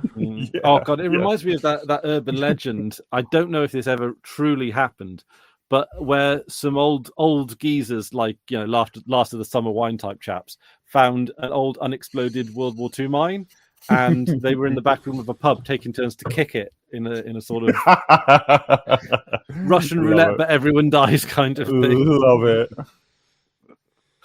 But they had to take that one out last of the summer wine. We used to set shotgun shells because occasionally you'd find, because they have shoots around here, and also there's a lot of farmers, so occasionally you find unused shotgun shells. We used to put them in a vice and make them go off with a hammer and nail. Yeah. It's amazing, isn't it, that like it's relatively easy to make your own gun, but bullets are where the real technology's at. Oh yeah, Why don't they regulate bullets and just like let people have the gun? Like it just. I mean, maybe that's a bit. I swear, there's a Billy. What's his name? The sort of 80s edgy comedian. Oh God, yeah, I remember. Bill Hicks. Yeah, I swear he said a thing. He said a thing like guns should be really cheap and ammo should be really expensive or something like that. Yeah. It should totally. Like, I mean, to me that makes sense because I could make a gun. I don't know about making a bullet. Yeah, because it's. I mean, I know bullets aren't you know, like particularly advanced science. It's like flint and gunpowder and like the casing and mostly and let's go with yes before it's we start getting it. It's the ingredients. The engineering is to make it precise. Yeah. It's like a nuclear weapon. A nuclear weapon isn't that difficult to make. In terms of if you've got the materials. If you've got the materials, but the actual to make it, you know, useful. Yeah. You have to, the engineering part of it is hence the fear about, and I'm constantly amazed that no terrorist organisations have set up a dirty bomb yet. Yeah, it amazes me, especially when you find out how much is missing, unaccounted for. You know? In the past. I mean, but the other one is those science capsules that people drop. You know, they'll have a convoy or something of taking some scientific material and be like some radioactive. You know, something the size of a pencil that's radioactive and extremely fucking dangerous. Yeah, and it will just get dropped. And you know, you've had incidents of people, you know, because there was one went missing. I think it was last year or earlier this year. One went missing on a desert road, and thankfully they found it before anybody else did. But you know, when they were getting rid of like a whole bunch of train lines in like the 50s and 60s and 70s, because like cars were the future and they were like sort of soft phasing out rail almost at that stage, because you know, and the around here there are a lot of like old viaducts and like tall bridges but no rail on them, so you've got basically this like just grass and this platform that goes out and then there's a sheer drop. Yeah, and they do fence them off, but like it's not that hard, especially if you're a kid and you can climb over shit. To like get onto them. And I was like, I remember me and friends just like looking over the edge. I go dizzy just thinking about that. Oh my god, I'm sorry, but like and thinking, like a strong gust of wind or a trip or a fall. Oh my word! Similar thing. I mean, I was about 18 or 19. It was one of the last times I remember this, and I was starting to get more cautious. But I lived on a coast, like literally the house I lived in at the time was Across the road was a few more houses that tapered off, and then it was like a playing field, communal area. Then it was the water. That was it. And there was like a stone jetty that went out, and the kids, when the storm was up, some of the local kids would like run out onto it and run back. I mean, if they got hit and swept off, they'd be fucking dead. That'd be it. Yeah, that kind of thing. But the other thing is, standing at the edge, I always feel like water is pulling you towards it. Oh yeah. Like if you're on the side of a boat or drops in general. Yeah, probably. Yeah. It's that thing. It's kind of that thing about like, if there was a plank between two very high buildings, like a plank on the ground, I could dance across it. Yeah, it's crazy, isn't it? I can walk backwards across it, but between two buildings, I'll be paralyzed. For some, it's got some self-preservation. Yeah, it's January 2023, the Western Australian radioactive capsule incident. Between the 10th and 6th, so they don't even have.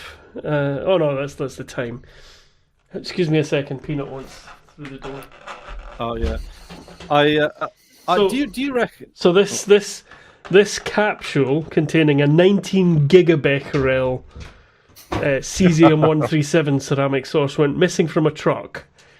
And I mean, literally, that is extremely fucking dangerous. Thankfully, they found it. It took them nearly 3 weeks to find it, but it was like on a desert road in the Great, in the Western Australia. So it wasn't like, And if they did say if anybody found it, stay at least 5 meters away from it. So this is, we're not talking about if you get too close to it, that'll be a bit bad, but we're talking about something that would really do you a lot of damage. Yeah. Do you think all this mad shit that we all, because like that's quite like all of these anecdotes we say, they're relatively common things that most people of a certain age have done, right?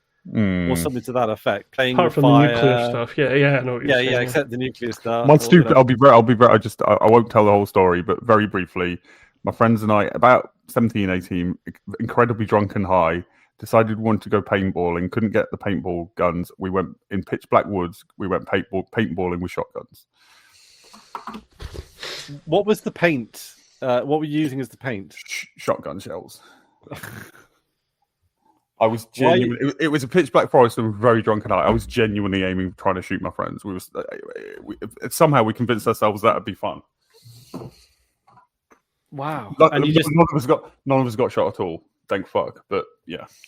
Okay, that's a level above. But it's that thing I was saying about Diogo. Like at that point in your life, that's coming towards the end of it, I think. But like you do think you're invincible, not like on an intellectual level. You just behave as if you were indestructible. I have to take a space dog piss trip. I'll be right back. You two can talk about. I mean, you can even talk about the Expanse if you wanted. Crazy. I mentioned Diogo. I got into cars with drunk drivers. Yeah. Like, you need a lift home. But we didn't need to go 100 miles an hour. That's the thing. No, I'm saying when you're looking for a lift home and your drunk friends are like, I'll take you home, and that's your only option, you take it. It wasn't my only option. I just thought it was thrilling. I wasn't driving. I'd like to point out, and I've never drunk drive, but like when the legal obligation is not on you. Yeah. Yeah, and it is like it was country roads for you, same as me, right? This is city. Ooh. No, dual carriageways.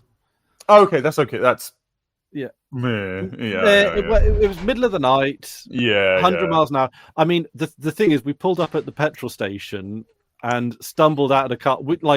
Why they should not? I don't know. I mean, I know it's not their responsibility, and it was just probably some poor minimum wage worker working a ridiculous shift who didn't give a shit. But like, the thing is, the social acceptability of drunk driving has changed immensely over the last 20 or 30 years. Like in the 90s, it was like you shouldn't do that, but it was like a sort of half laughing, you shouldn't do that kind of thing. Like, but yeah. Now it's like and you're a murderer, basically, isn't it? Yeah. Well, you always were. Yeah, it was fair. It's fair, yeah. But with all the mad shit that we did do you think that like lent lent itself to a generation of helicopter parents because, like, you know, or the helicopter parents were like, "Oh God, I don't want them to do the shit that I did when I was a kid." Because I think that's something that happens to every generation, though. But yeah, I think that You don't could have want, happened. you don't, I think you sort of forget a lot of the shit you did as a kid when you're a parent because you. I think Gen X was like really the last generation that had that freedom, though. I think after millennials onwards, I think they were far more.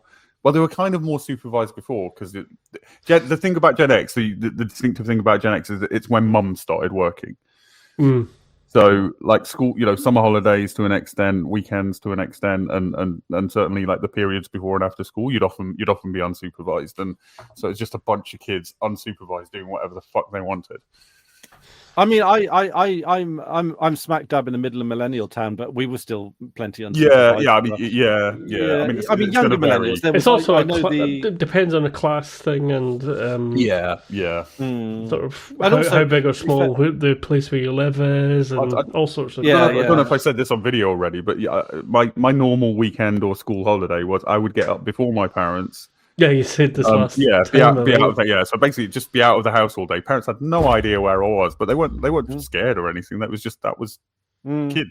That's what kids are supposed to be. Yeah, I think you got a point there, Hamish, when you say like where you are probably makes a fair difference because you know, small country town, low crime rate, generally pretty safe.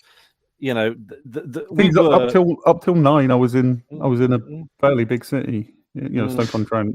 But to be fair, we were the biggest risk to ourselves. I remember when I was a kid, I just curiously took apart various electronics. I was always taking electronics apart.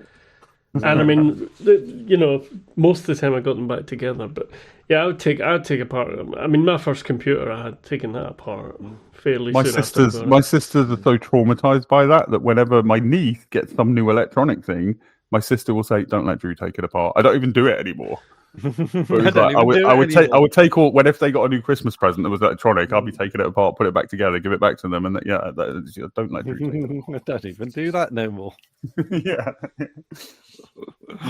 I'm reformed. I tell you. Anyway, this Expanse show, we should really check it out. I think we can do a podcast. Yeah, we should give it a watch. See what it's like.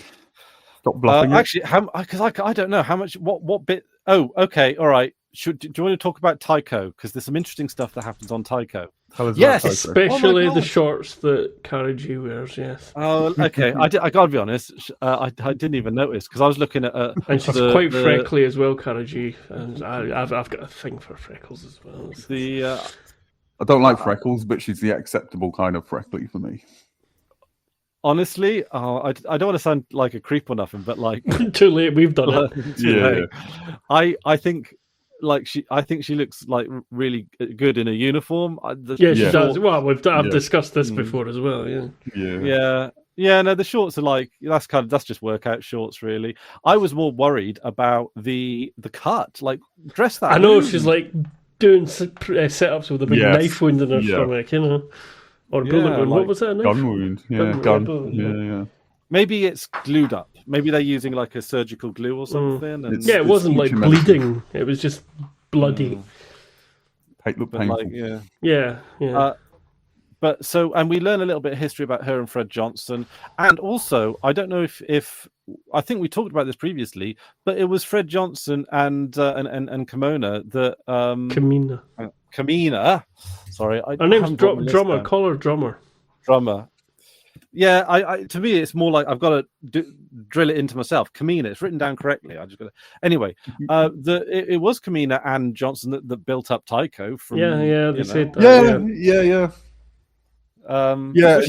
She gives her a reason for going with Fred rather than going with Dawes, which is this was quite interesting. I get that, like I think Dawes doesn't have like I know this. I know that this is like, is Fred is this Fred's Earther side, or is this Anderson Dawes being a little bit blasé with human life? Like I don't like the idea of life being cheap, right? Like I don't think it's cheap if it's to win something, worthwhile. Like, I mean, I know what you mean. I do know what you mean. Yeah, I do know what you mean. Yeah. But I do wonder how much of it is aesthetic, really, and whether Fred in the same. I mean, we've seen Fred will throw people at problems if the problem requires people thrown at it. Yeah. It's not so much what they will or won't do. It's how much they consider the alternatives, the options, and maybe that's performative. Maybe theatre would fool me on that. Maybe Anderson Dawes, as you say, he pretends to be a hard case, but is actually just a lot more strategic. And Fred Johnson is actually quite happy to throw bodies at a problem, but as long as he does it in a way that is not diplomatic, but like there is an air of dignity about it, right? Yeah, I do think Dawes. I mean, this is my read, and I'm very sympathetic to Dawes, so that's has to be factored in. But I do think Dawes, like you say, like a union boss, he doesn't follow like the bourgeois aesthetic expectations of a smart person, but he does seem to be a smart person who plans and has a plan and has strategy and stuff. Or he could be tricking me. It's entirely possible he's tricking me, and all he really is a mobster who's using the politics as a cover for enriching himself and his friends. Like, that's entirely possible. Oh no, I reckon that Dawes is I think his intentions are honourable. I just think he's just maybe a little less. He just thinks human life might just be a little less sacred. But then I think he's a revolutionary. I'm not saying this is like to pigeonhole. I think he thinks every belter is a soldier. Yes. Yeah, but I think Fred leans more reformist, and Dawes leans more revolutionary. I think is the fundamental difference between them. Yeah, good one. Yes, yeah. Maybe some of that is in aesthetics, but maybe that. I mean, but maybe that also is partly the point, because the thing about politics that I sort of come to get reaffirmed time after time is that it's all about vibes, right? Like it's you can't really put that much of a science to it, because the thing, of course, that we noticed recently, the healthcare assassin, is that like almost everyone and everywhere I see who isn't part of an obvious media class type of thing, but like almost everyone I know is like, yeah, good, good, yep. Even people that I would think would actually be a bit more like, oh, there's no need to be good. Even in fact, a lot of healthcare professionals are like, nurses and pharmacists. I've seen people saying about like they're fairly conservative parents even were like, good on him, like hope they don't catch him kind of thing. And and there were more people that were like good on him than people that with like Osama bin Laden. There were people that were like, no, Osama bin Laden should have gone on trial, right? This guy getting shot in the hell, the CEO guy, good, and I'm glad he got away, and I'm glad he got away on a bike. Yeah, I think there's an interesting symmetry there. I think people care about this dude in the way that people wanted, or the media wanted us to care about Osama bin Laden, where I put that poorly, but you know what I mean. Yeah, no, totally. Yeah, I mean, this is the thing. Well, I mean, it's a revolutionary act. Yes. Yeah. So, hang on, there was a point to it. Oh, yeah, but there's a lot of people that were like sort of quizzing, clueless liberals and clueless Democrats are going, oh, well, why is everyone cheering on the assassination of this healthcare CEO?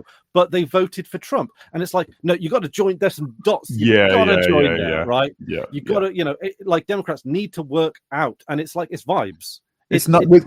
I agree with Trump. It is 90%. It's 90%. He's not like them. Yes. I mean, underneath it all, he is. But presentationally, he's not like pretending them. To be something completely other than he is. Absolutely, yeah. Because also a lot of like all the abortion ballot measures, they were voted through relatively convincingly. Right? Oh So obviously people don't, and a lot of people, and some other. That's the thing. Some very supposedly red states vote for some very what would be considered, by American standards, left wing ballot measures. Minimum wage stuff, abortion. Yeah, they vote that through. So policy, in fact, the ballot measure for legalizing cannabis in Florida, for which I think was recreational use, that got like 60% of the vote. Yeah, they needed a supermajority for it to pass, so it didn't pass, but it was more than 50%. Well, the problem is, without a Bernie or a Corbyn, there's nobody representing these views that is votable. That's the fucking. There's nobody representing these popular fucking views, and it's infuriating. This is why I reckon, not to be too like political about it now, but like if the Democrats don't run someone like a Jon Stewart, they are like they might as well just be punching themselves in the face dawn till dusk, right? Like I think like that's what they do at the moment. Exactly. Well, assuming their goal is to win, they make a. I know this is like a well trodden, but they make a shit ton of money out of losing. So I'm not sure they even give a fuck. Yeah, on a structural, organizational level, of course, there's people within them that do, but they're not geared to win because it doesn't matter. Because Jon Stewart would win an election easy. I'm just going to say it. Who do you mean by Jon Stewart? The media dude. Yeah, he is. He's the late night talk show. I think he is. Oh, he's a twat. Oh no, I like him. Yeah, he's and he's big Democrat guy. You know, like he's and you know he's good looking. You know, he's articulate. He is left, like solidly. In an American sense. In an American sense, yeah. You know, he's a mixed bag. I think politically. I don't think politically, but that like you're not going to get someone as left as we want, really. Like I don't think he's. I think celebrities is not the answer, and if celebrities is the answer, but is an answer in America though. I don't think celebrities is leading further into the problem. Yeah, but the right can do it. But if we do celebrities on the left, then we Trump, can see you know. to the right. I know what you're saying. No, it's the wrong celebrities. It's the wrong celebrities that the left back on. And I say the left is in the Democrats. It should not be celebrities. No, it depends. It depends on the celebrity. Like I don't think it does. Name recognition. Well, everyone who's got name recognition is really a celebrity. But the problem is, as soon as it's a celebrity, it can't be not a celebrity in the future. I mean, we're there. Yeah. Anyway, off the politics, on Twitter. Okay, all right. That aside, like the cool thing, right? I feel they're getting the Naboo back. Yes, I knew you. We hope. Oh.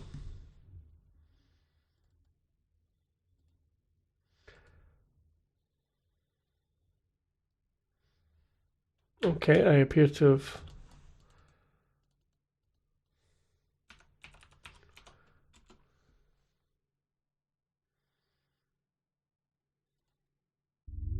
Facing really hard, or he's disconnected? Sorry, he's disconnected. We thought you had a very good poker face. No, that wasn't a poker face. That was a what the fuck is he on about face. No, it was like that'd work. Everything was going a bit weird, and I was going, and then it just suddenly went, you know. No, I think my Chris theory is that Fred Johnson is going to get the Naboo, he's going to get the proto-molecule, pineapple, pen, and he's going to I don't know which one. They're both grimacing now. I don't know what you're talking about with the pineapple. That's the. Oh, it's the meme. You know, I have pen, I have pineapple. Put them together. Pineapple, pen, pineapple, apple, pen. It teaches you a word in a language I have no idea what it is. Oh, I see. You're in the wrong spot again. Sorry, okay. Chris. That's my Christopher. fault. You're always taking my fucking seat. Or your seat, somebody's seat. No, your seat. Yeah. Okay, so I think that Johnson's going to use the proto-molecule on the Naboo. Maybe it'll be a living ship, maybe it'll be a living space station, maybe it'll be a living environment of some sort, because it is big and it's got the. They did want, essentially a terraformed interior. Exactly. So a terraforming molecule, because I don't maybe here's the thing, right? Fred Johnson is a military man and he is an Earther, albeit a belter Earther, right? Yeah.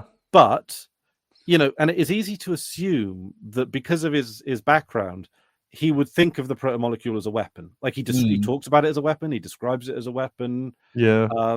He even looks at the Naboo and sort of looks almost a little bit like that as a weapon. Yeah. So he's got that mindset. But they talk about it like military people in the last series with Science Guy and Military Science Guy. And their infinite romance that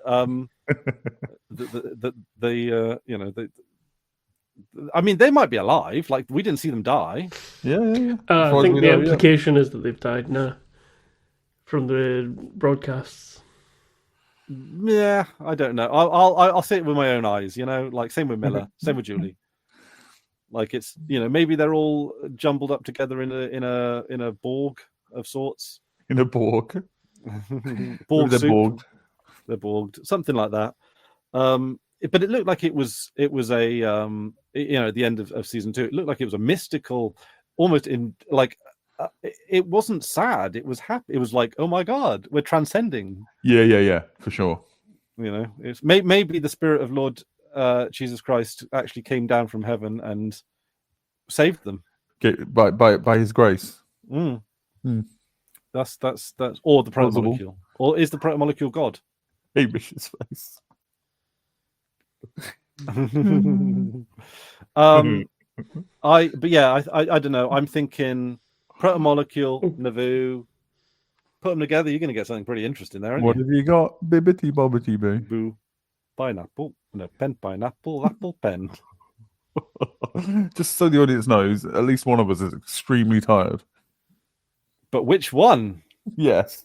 Guess correctly, you win no prize. Because I don't know about you, but I was up several times this night listening to the fucking wind blowing shit around another. Yeah. Usually I find that wind noise I find it very soothing and it sends me to sleep, but for some reason it didn't. I think it's the government warning put something in my brain that was like, this is a bad wind. The wind is coming to get you. The weirdest thing that happened with the wind, like people's bins and recycling things and garden furniture was flying all over the place. But the weirdest thing that happened was there was a knock at my door, like a multiple knock. Yeah. And I was like, what the fuck? And it was late enough in the morning that it could have been something like a neighbour or something, or whatever. So I got up and went out. And all that was there was my recycling bin with the lid there, and I worked out what must have happened was the lid of the recycling bin was like stuck inside the bin, with the one for paper and cardboard is like a flexible one that was shoved in beside. Something I love here when it gets windy. Like, slapped against the door a few times. My street's kind of like quite, for a village, quite long and straight, and like the surrounding area is quite open. And it runs east-west, so when it's windy, the wind just goes straight down the street, basically. And occasionally you hear like somebody's bin or something just going down the street, like dong, dong, dong, dong, dong, dong, dong, dong, dong, dong, dong, dong, into the distance. It's great. Love that sound. Could be a wind golem. That's terrifying. Actually, I'm just thinking now, Hamish's mystery knock could be that his and various neighbours' recycling got blown out to the road, and one kind Samaritan just went out there first thing in the morning on the way to work or something. It was like, all right, I'll just pick everyone's in and just go da-da-dun, da-da-dun. Imagine the wind, something bouncing against the door with the wind, right? Yeah. It could be anything. That's the excitement of wind. That's the wonder. No, it was the lid banging against the lid. Right, yeah. Mystery solved. Well, okay. But another mystery. I don't believe in magic, I'm afraid. Sorry. So it was ghosts. Yeah. It was wind elementals. Wind elementals. Lie down. He is so restless. Hamish is talking to ghosts. Yeah. Hey, French Ghosty, by the way. Good to see you haunting the halls as usual.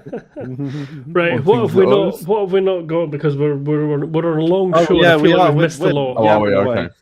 Okay, so can someone remind me why she's not really with doors so much anymore? Is it because Fred was building something, she said, and doors' direction goes nowhere. Something along, it wasn't a better word. Didn't like the direction that he was going in or something. Yeah. Peanut. Yeah. Excuse me a second. Sorry. It's okay. So what we've got here. So this is interesting from Fred Johnson's point of view, that he is continuing to make overtures to Anderson Dawes. He's not trying to usurp him. He's not trying to get rid of him. He's trying to work with him, even though Dawes. And he uses that belter phrase. I think that was part of Naomi's intent, was to force them to work together. You actually did say that before, actually. Yeah, and I think that's she reckoned, and I think they all recognise that they've got to work together, but they're just distrustful and competitive, and Yeah, absolutely. They do have to work together because of the belt, or they gotta have a loose. Well, yeah, because they're a loose coalition. They're not even. Yeah. But the thing is now it makes sense to me, particularly because Fred Johnson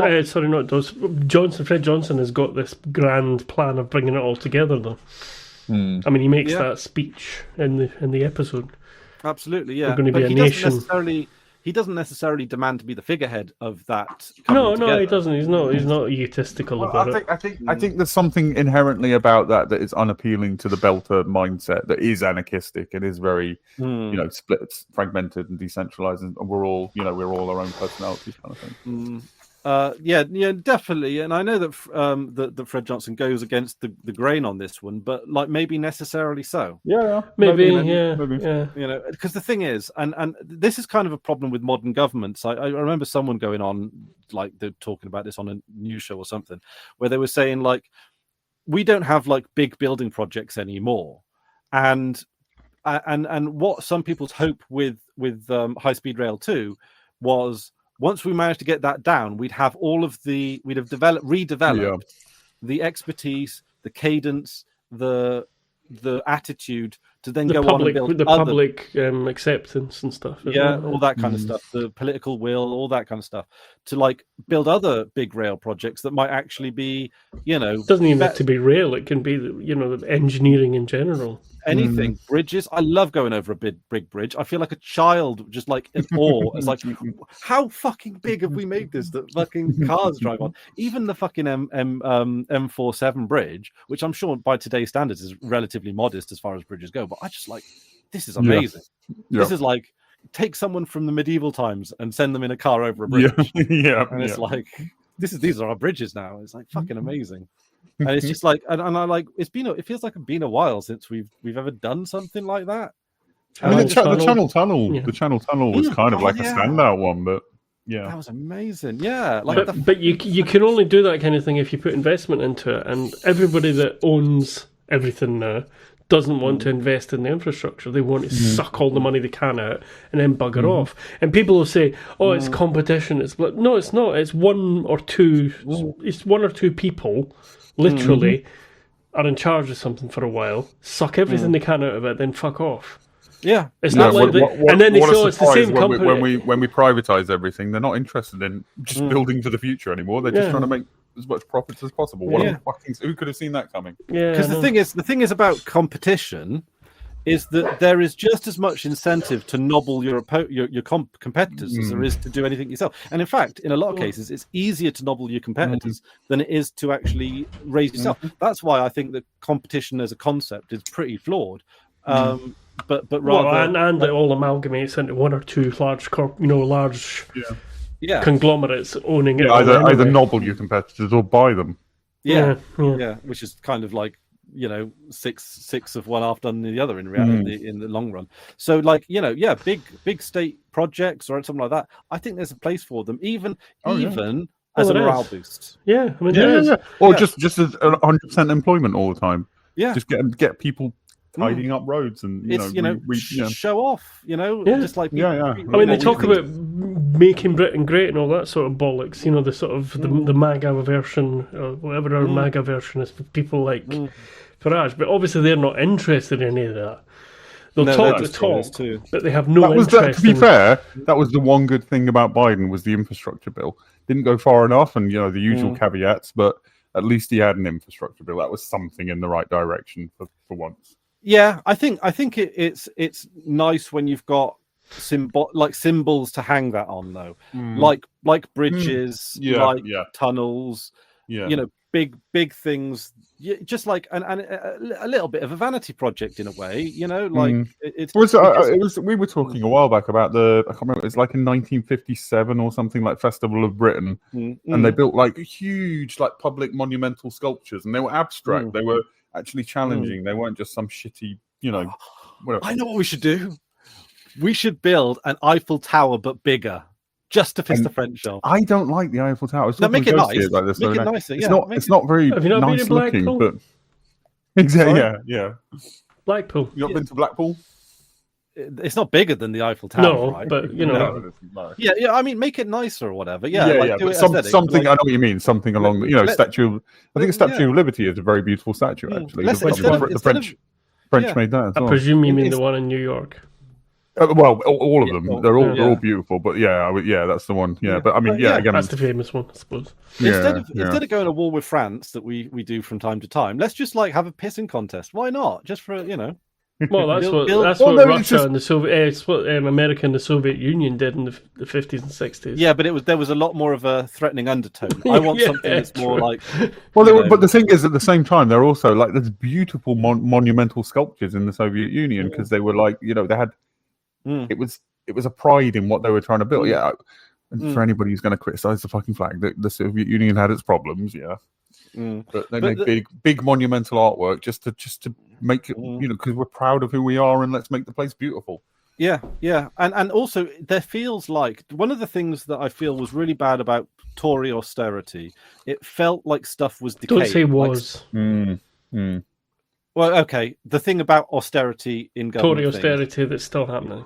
Still happening is that it feels like things are just fading away. They're rotting away. They're getting worse. But that's what they want. They want things like the NHS to fall apart, so they can then say, look, that doesn't work. We've got a solution, and that's to sell everything. Going back to a discussion we had somewhere else, I think that was one of the positive things that religion did. Was it was a reason to build beautiful things. Whereas now it's like the only people who build big are corporations building boring, fucking ugly, cost-effective skyscrapers, or putting cars into space, building something just to be beautiful, or monumental or inspiring. Yeah, it's not inspiring when it's just for one person's dick waving, Yeah, exactly. Yeah. It should be all of our dick waving. It should be a big collective. Waving all of our flags. Oh, that's what the moon mission. They were. That's kind of what they were, really. Yeah. I mean, I bet, like, watching the moon landings for the first time, like. Even though there was the Cold War undertone, surely it must have felt as close together as a humankind. That is how people talk about it. They do, and they toured the whole world. They went to the Soviet Union. That's one of the fucking, the things about people, the conspiracy theorists about they didn't go and everything. It's like, of course they fucking did, or else the Soviet Union would have found all the evidence and pointed it to shown the world. But the three astronauts it would have been harder to fake it than to go. They went to communist countries as well as everywhere else. So and you hear people, people from the Soviet Union at the time talking about it as a unifying thing. And of course, this ties in, of course, to the Expanse because that's what Mars is all on about, isn't it? They've got the building, and you look at like your Bobbies. Yeah, Mars is on the up, whereas Earth is sort of. Decayed. Well, I mean, the other way to unify people, and this is kind of the purpose of the Cold War, is a unifying threat, and the proton molecule is potentially that unifying whatever.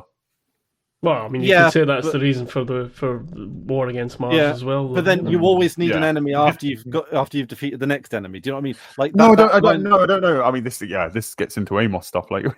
But it depends who you see as us.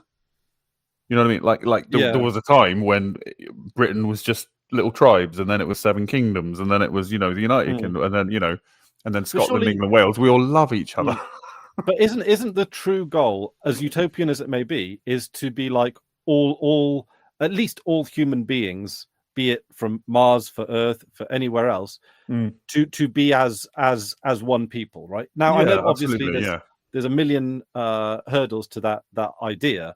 But surely that's the direction we want. In terms of thinking of ourselves as like, I don't know what words to use, but we should. That's us. Yeah. When thinking of our own interests, it should be that. And I'll go a step further. If aliens visit us, I think we should be friendly to them. Oh yeah, I think our default posture should be, "Do you want a cup of tea?" Which is not what's going to happen. Well, there was depends where they show up. Remember what was the Jeremy Beadle candid camera type show called? Back in the day, Beatles about. There was a Beatles about.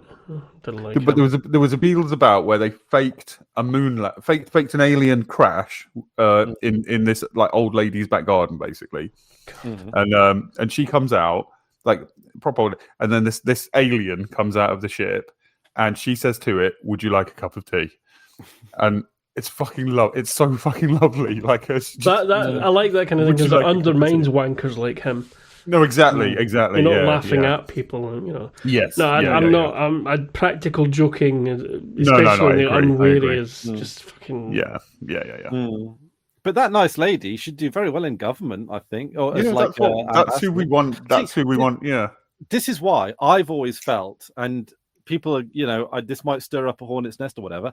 I kind of feel that Snoop Dogg is a good ambassador between Wales and the United States, because he is. I mean, obviously he's American, but What's his connection to Wales? I don't.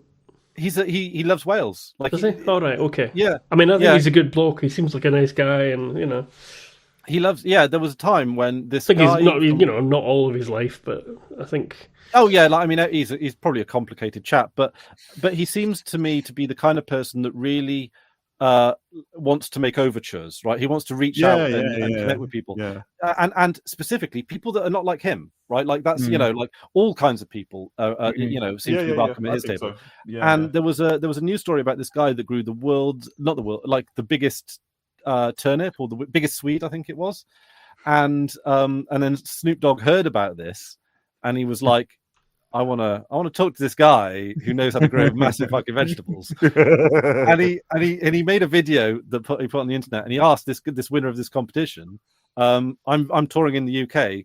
I'd like to give you some tickets, and maybe we can chat about like different gardening techniques, because you know I like a bit of gardening myself, and I like that he was doing it in front of I think he was doing it in front of a green screen of just cannabis, like it's just like, and I'll send you a clip of the news thing itself, because Snoop Dogg has occasionally been spotted wearing Welsh rugby shirts. You know, like it seems genuinely like he's.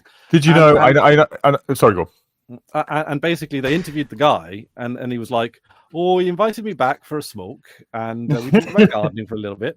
And then the news reporter was like, "Oh, I hope you were just smoking cigarettes." He goes, "Oh no." I was going to say, it's not such a strange thing for an American to be wearing a Welsh rugby shirt when you consider that I wear American football shirts and things sometimes. You know, people wear baseball and American football and basketball type regalia. You know. I'm sure he's personally distasteful to all of us, but Ryan Reynolds with the football team thing that he bought in there, and he has become attached to Wales, and in the new Deadpool film there is Welsh Pool. There's a prominent character, like I've nothing against Ryan Reynolds particularly. You know, I think I'm neutral on him. I think the whole thing is a bit. Yeah, I mean, it's a bit problematic, that whole we bought a little football club or a bit of sports club wherever sort of thing. There's a few. Especially if you watch the show, it's like he's a multi-millionaire. And he's like, look at these, heartwarming stories of poor people. Yeah, you know, it's like a bit of that, yeah. But under that sort of liberal, what's the word for when you're not quite in sync of reality? Oh, cognitive dissonance. Underneath that liberal cognitive dissonance, I do think he does genuinely care about social issues. He seems to love Wales. He's an ambassador for Wales, and I think these things are good. Yeah. It's reliance on celebrity. It's a bit of a poverty tourism thing.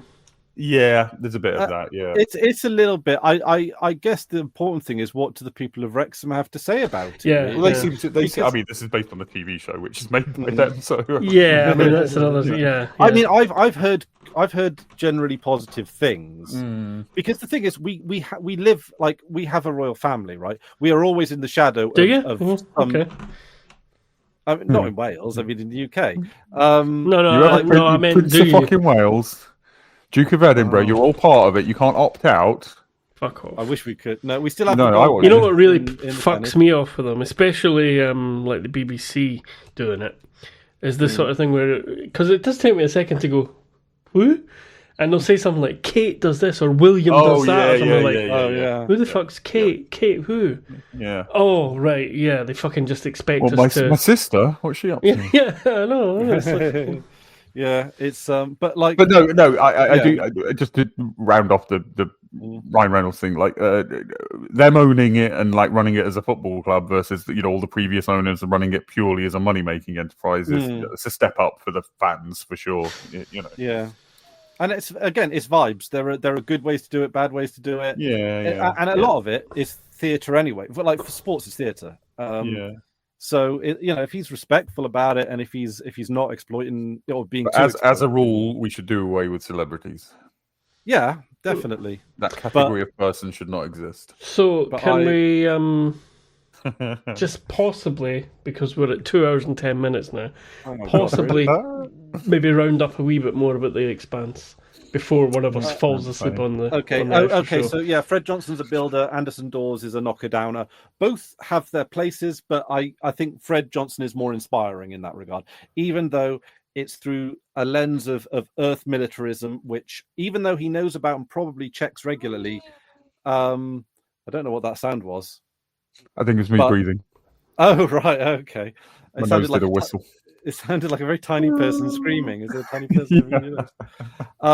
I think that like building stuff to me, as in terms of my vibes and feelings and stuff, building stuff like the Navoo is pretty inspiring. Yeah. See what sure. Yeah. It ties in with that. It's a little bit like Machiavellian. Well, the Navoo is possibly one of those humanity, defining things, but biggest ship ever built. But it's like the Machiavellian politics, isn't it? It's like your versus being loved versus being feared. Like Anderson Dawes might be feared, Fred Johnson might be loved. I think Dawes is loved as well. I think they're both feared and loved. Yeah, actually, do you think it might be the other way around? Actually, Dawes is loved and Anderson. No, I think they're both. I think they're both. Both aspects of both. Both. I'm trying to think if there's any notes I had that might disappear before we finish this.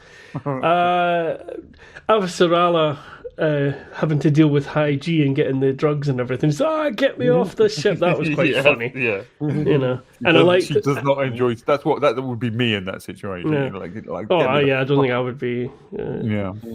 And there's also the stow your tits and pucker up line is excellent. We haven't talked about one of the cliffhangers as well. Is Holden sort of realizing that he's been a bit of a jerk, and he's like, we haven't done fuck all to find Prax's daughter. That's not. Yeah, I think that's Holden finally coming around and not just apologizing and then carrying on being what he's being. That's him realizing. That's him actually becoming himself again. This was what was actually wrong with me. I should have been caring about the kid. Yeah, and he's like, well, it's like we just lied to him and we've done nothing. Yeah. I like that moment. And I think even it feels like Prax is even a bit taken aback, going. Yeah. Definitely. Yeah. Oh, that's so. I don't think Prax was ever expecting them really to care about. He doesn't. He said that explicitly as well at some point. Like, you don't really care about my daughter. You just care about this. But He's along for the ride, hoping he can find something they're going in the same but... direction anyway, sort of thing. So I think I like Prax. I look forward to seeing more of Prax. I hope he doesn't die in the next episode. Ooh. I hope he at least survives out this season, or at least he will. Like that's anti-poker face. Is that your mum's sister? Anti-poker for sauce. Let's fucking end it. I need a cup of tea. Yeah, I could do with a cuppa. All right. Right, Sid, Chris. I think we've probably missed something, but we sometimes do anyway. But I'm glad we did get to say stow your tits and pucker up, because that was Bobby's best line. I like. One more Bobby bit that was good is there's two actually. Sorry. Oh, Bobby Belter or Bobby Dazzler.